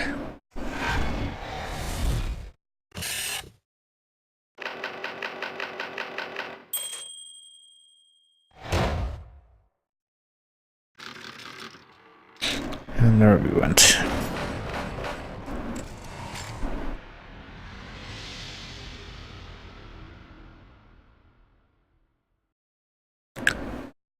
And that takes care of that, I guess, the puzzle portion of this investigation. I always enjoy passing the long winter nights by reading books next to the fire. Purchased an old novel from a used bookshop nearby, but between those pre-owned pages they're inlaid quite the scandalous item. Next to that, Mr. Garrideb's wife began to interrogate him. It's more than just she went outright berserk. Oh, it happened again. She's still doing that, yeah, that's what I'm saying. You weren't too far off the mark when you called her a beast, is what he said, so I mean... Is it true that those marks on the carpet were caused by a candle? Oh yeah. All fiasco happened in the blink of an eye. The moment the flames flared up, the whole room was engulfed in thick smoke. Faced a simultaneous onslaught from both the flames and my wife. Sounds like you've been through hell, but I bet it would have been fun to watch. Well, she's gonna come out and say that. Fortunately, it wasn't long before the fire spread to the furniture. We still don't know what's behind the screen there, though. Charred remains are hidden behind that screen. Okay, well, at least it's addressed now. I think it's time we bring it out of hiding. That's the secret. And what we have here is... oh, it's a bookshelf. All my favorite old books are lined up on that bookshelf, but now... now they've been swallowed by the flow. I mean, it looks like quite a few of them are intact. Only a corner of that was touched. My very own wife threw those books at me in her fury. It was like a truly terrifying scene. Drove me back to the window, assaulting me with burning books. Ended up losing the adventure of the Lion's Mane. Oh. I was just getting to the good part. The adventure of the Lion's Mane is like the one... like I said, one of the Sherlock Holmes stories that's written from his perspective. You really do seem to have an affinity for lions. That's not the reason I picked it up at any rate. Yeah, that's not even like an actual lion. And they're talking about in the story, it's a jellyfish. Called a lion's mane jellyfish. That can apparently kill people with its tendrils. This truly must be the one of the most cryptic mysteries in all of Britain. Amidst the raging flames, my wife carried on with her rampage. Boy. I remember about what time all this happened. It was early in the evening, right around 5 o'clock 2 days ago. At the same exact time as happened the crime. Oh boy, yeah. So if it happened 2 days ago, does that relate to the receipt we got? Apparently 15 minutes before the crime. I was buying Monsieur Lecoq 20,000 Leagues Under the Sea and the Canterbury Tales. 2 shillings received in payment. I don't know what the numbers are. Crime taking place here was just a bit more terrible. Even if all of the Great British Empire was collapsing all around my home, I dare say I wouldn't even have noticed.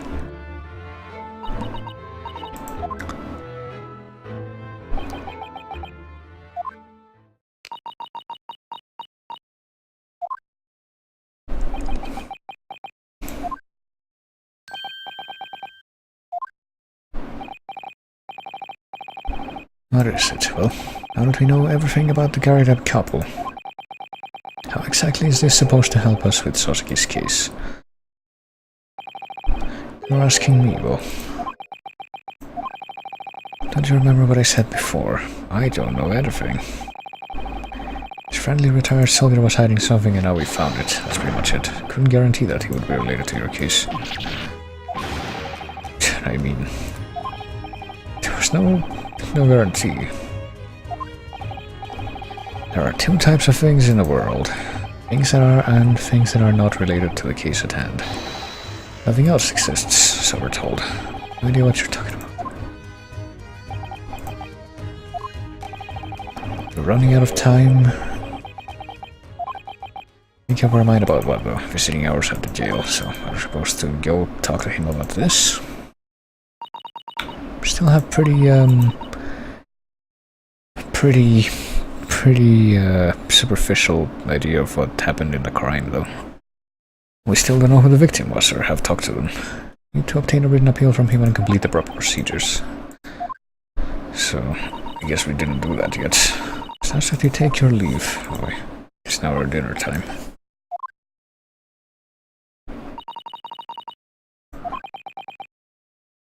So waiting for us at the jail, I have to give him my answer. Alright. Can we at least look at the bookshelf some more in greater detail? That looks miserable. Fortunate that it didn't turn into a big fire, at least.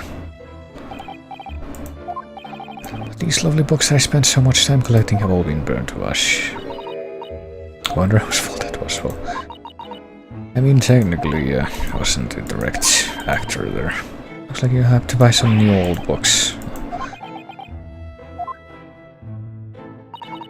Maybe that's just what a married couple is like, not that I would know anyway. But maybe someday. Alright, off we go. I said off we go. Let's go to the jail and...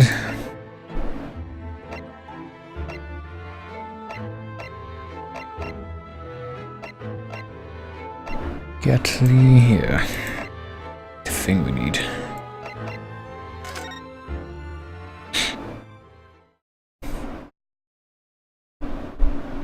Or not.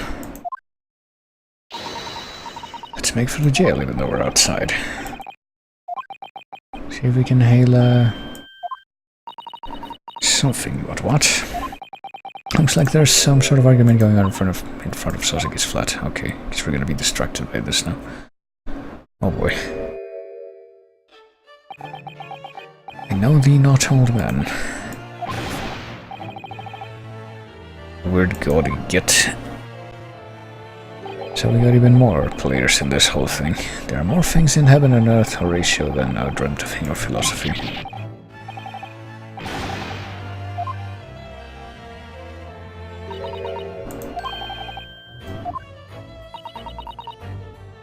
There just happened to be some sort of dispute going on, and clearly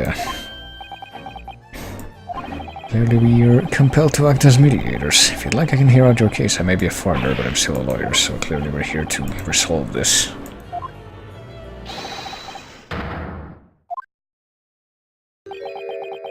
Get thee to a nunnery.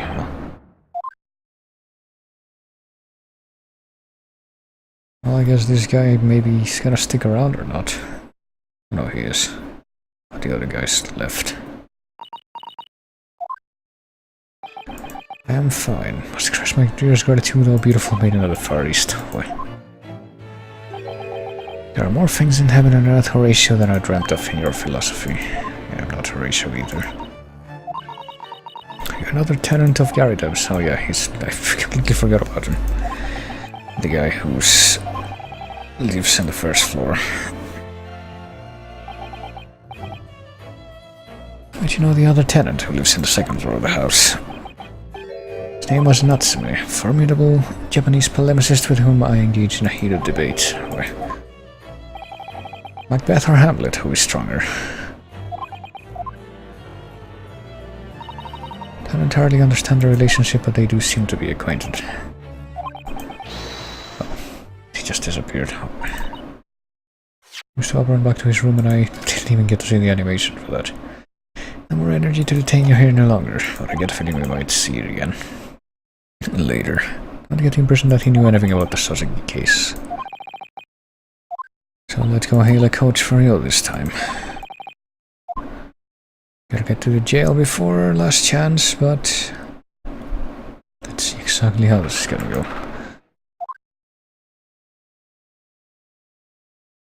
So we should still have the trial after this. So I'm gonna see exactly how that's gonna proceed in comparison to the investigation, because this has taken a while.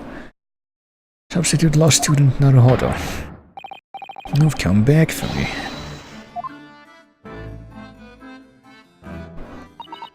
I sincerely apologize for being so late with our return. Once again, I may know the joy of fellowship with my countrymen in a strange land.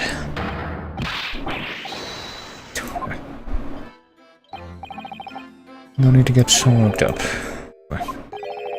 That which puts one's mind most at ease is the warmth of one's own homeland. However, on the other hand,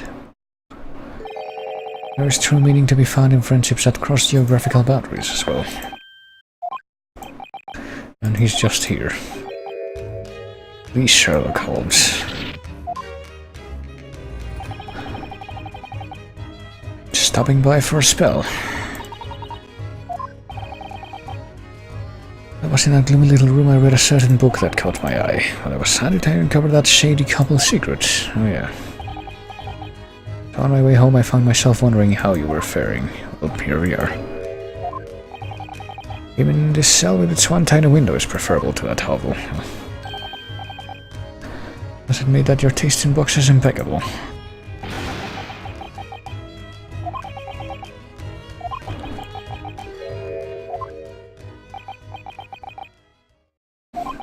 The very act of so brazenly coming to the Great British Empire was a mistake to begin with. I'm possessed by the ghost of that cursed flat. What was my cursed existence? I think you said the same thing before. The flat was cursed. Perhaps Mr. Mustache's words ring truer than we once thought. Everything is cursed, including the trial and the flat. How are we gonna follow this up now? By the way, look at this receipt. Clearly this will be... yeah, it will be relevant. Finding new old books to study is a daily routine of mine. Witness the incident on your way home after you bought these books. When I came back to my senses, I was in my flat trembling like a leaf in my kimono. Like a leaf in my kimono. Pretty sure those phrases could have been... those prepositional phrases could have been switched around to avoid confusion.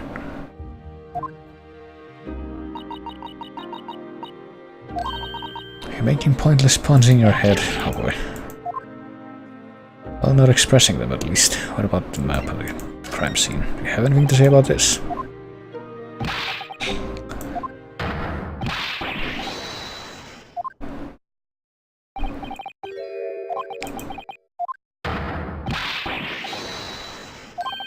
Good meal a day. Oh.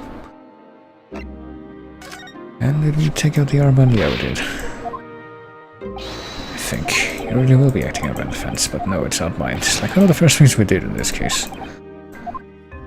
So how dare you show me that if they're not gonna act on that?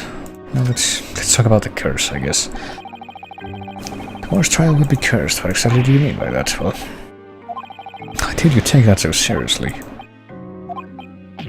Is there a real curse? Must be because of that prosecutor, the one known as the Green Reaper. Give me a concise explanation in haiku form. It has to be 17 syllables. Sinner or hero, no accused can escape death in the Reaper's court. There you go.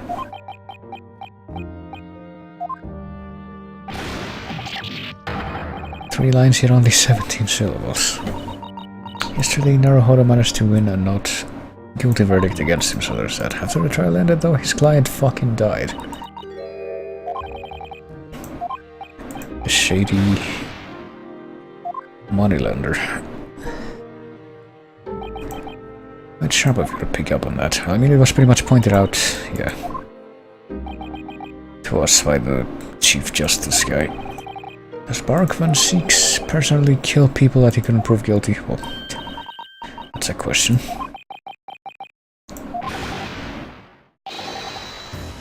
Oh man, you funny guy. But now he's just a prosecutor. Would be improper of him to kill. Yeah, that's how you describe it. Although, the truth of the matter might be even more terrible than that.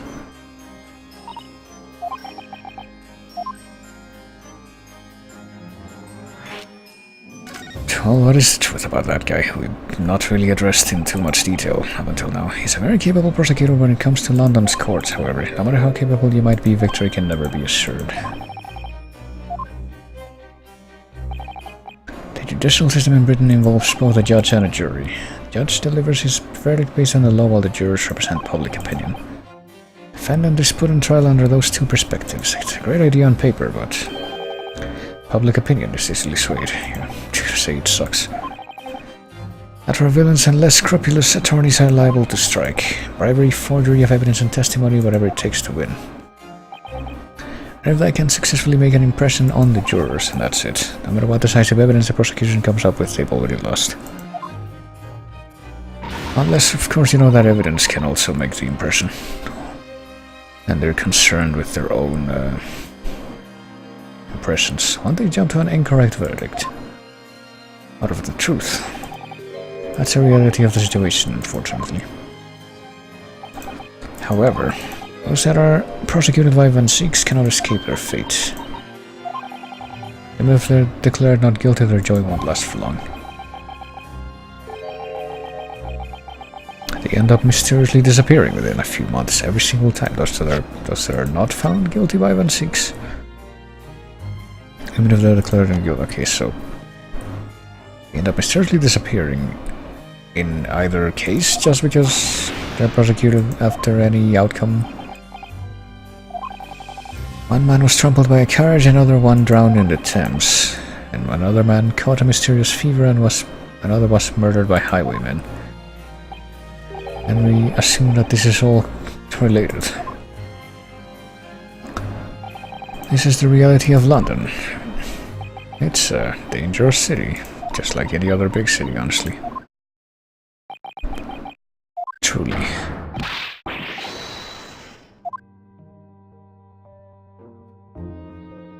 What about the Cursed Flat, though? I never heard anything about this Reaper friggin' reputation before, though. Can you explain what's so cursed about it? In about a year since I came to live here, it only took me a single week to start losing my mind.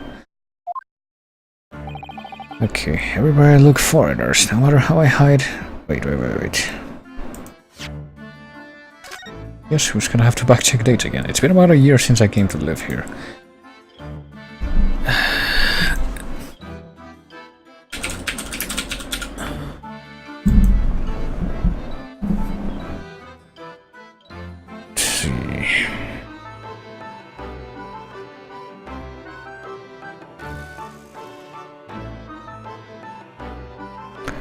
In the United Kingdom in 1900, blah blah blah. We visited blah blah blah, but when was this? Cambridge, 1901. It says 1901 to 1903, like he got there in 1901. It doesn't even give a friggin'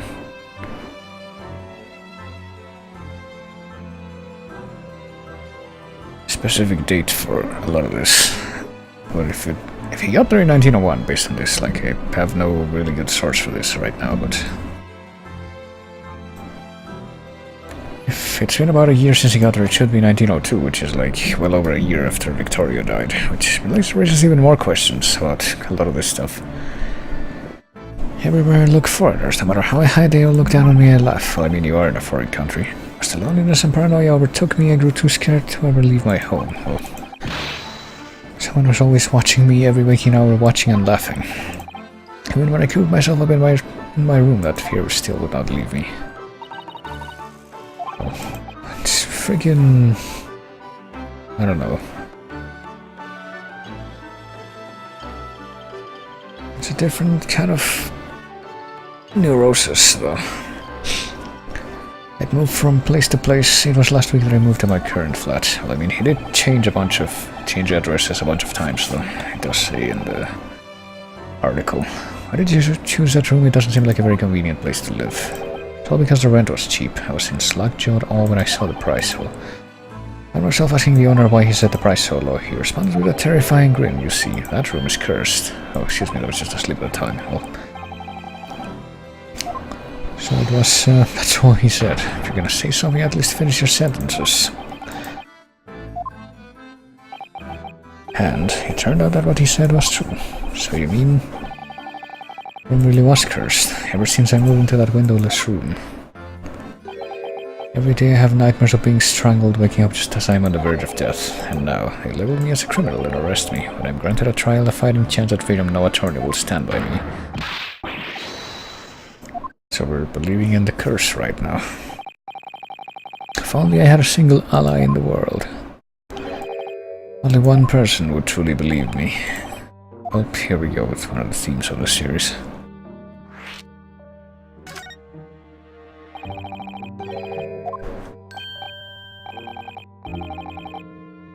What is it, Master Naruhodo? Do you remember the incident on the SS Solitaire? That one with the snake. Striped band. You listened to me and believed what I said. Even help with the investigation. Why did you believe me? Well, I mean, he was pretty much the one who pointed the finger at him at first and had him chained up. Why I trusted a suspicious Asian who was hiding at the scene of the crime. This one's easy, don't you remember? You told me yourself that you were innocent. You were not the culprit. But I could have been lying, yeah. Didn't you at least have the slightest doubt over whether or not I was the criminal? Oh boy. Well, let's see. It appears that you were sorely mistaken over something here. I don't recall ever believing in the words you said to me, really. And yet I still acted the way I did. The only thing I believe in is myself.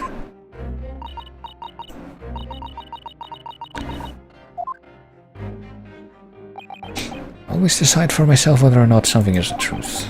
I believe in whatever I want to believe. It doesn't matter who's involved.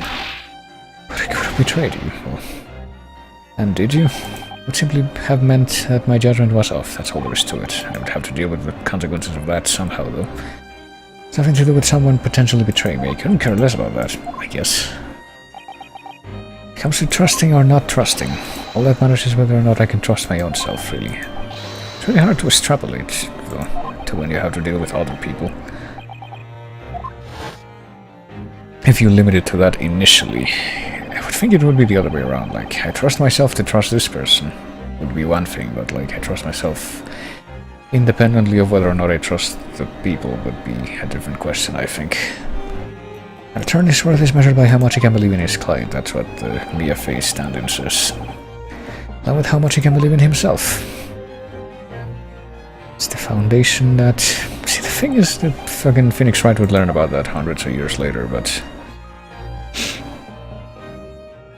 Or over 100 years later, at least, but... He wouldn't learn it innately. It would be a thing that someone from a different family teaches him. It's about time we headed home, but... I mean, we're gonna have the visiting hours are over, but we need to have the deposition or appeal so that we can defend the guy. Can you have a restaurant that serves up excellent trout dishes? Well, this guy can't leave, though.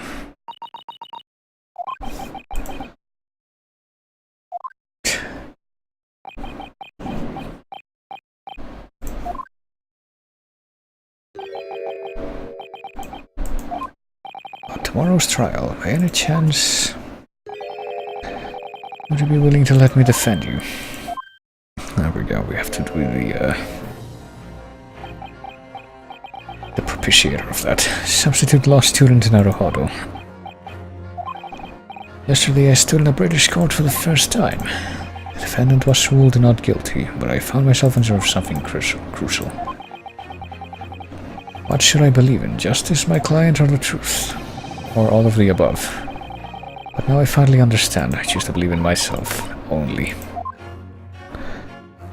That'll work out, and I believe in you too. You're no criminal. It's my duty to prove that in court.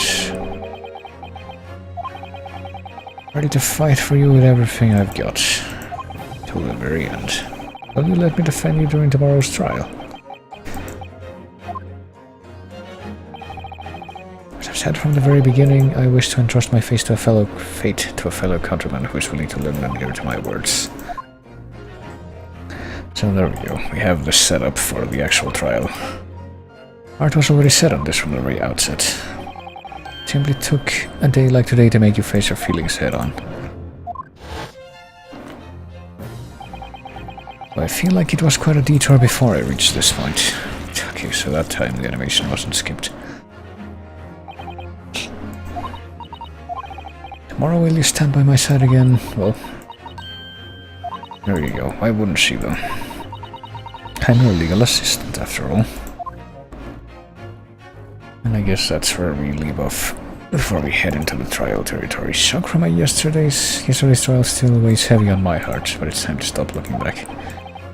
There are people who believe in me like Asugi and Mr. Holmes, so there's only one thing I can do. I have to try to believe in myself for the sake of the very things I believe in. And for the lonely, desperate, and friendless people in the world, which is pretty much the Sherlock Holmes motto when you look in that canon, but we're just taking that and appropriating it here. But yeah, we're finally out of the non-trial part of this case. So let's see. I'm gonna save. So now we're in the beginning of trial 1. And however, it has been 4 hours, so I think I do intend to continue right now, but I think I'm gonna take a break here so I can have some food, at least, because I've gotten hungry. So I will return to this place in short order.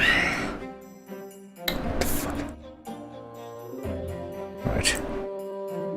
Return here in short order while I look at strange stuff that's happening with the host bots, like usual. Oh dear, I will see you when I do for the trial.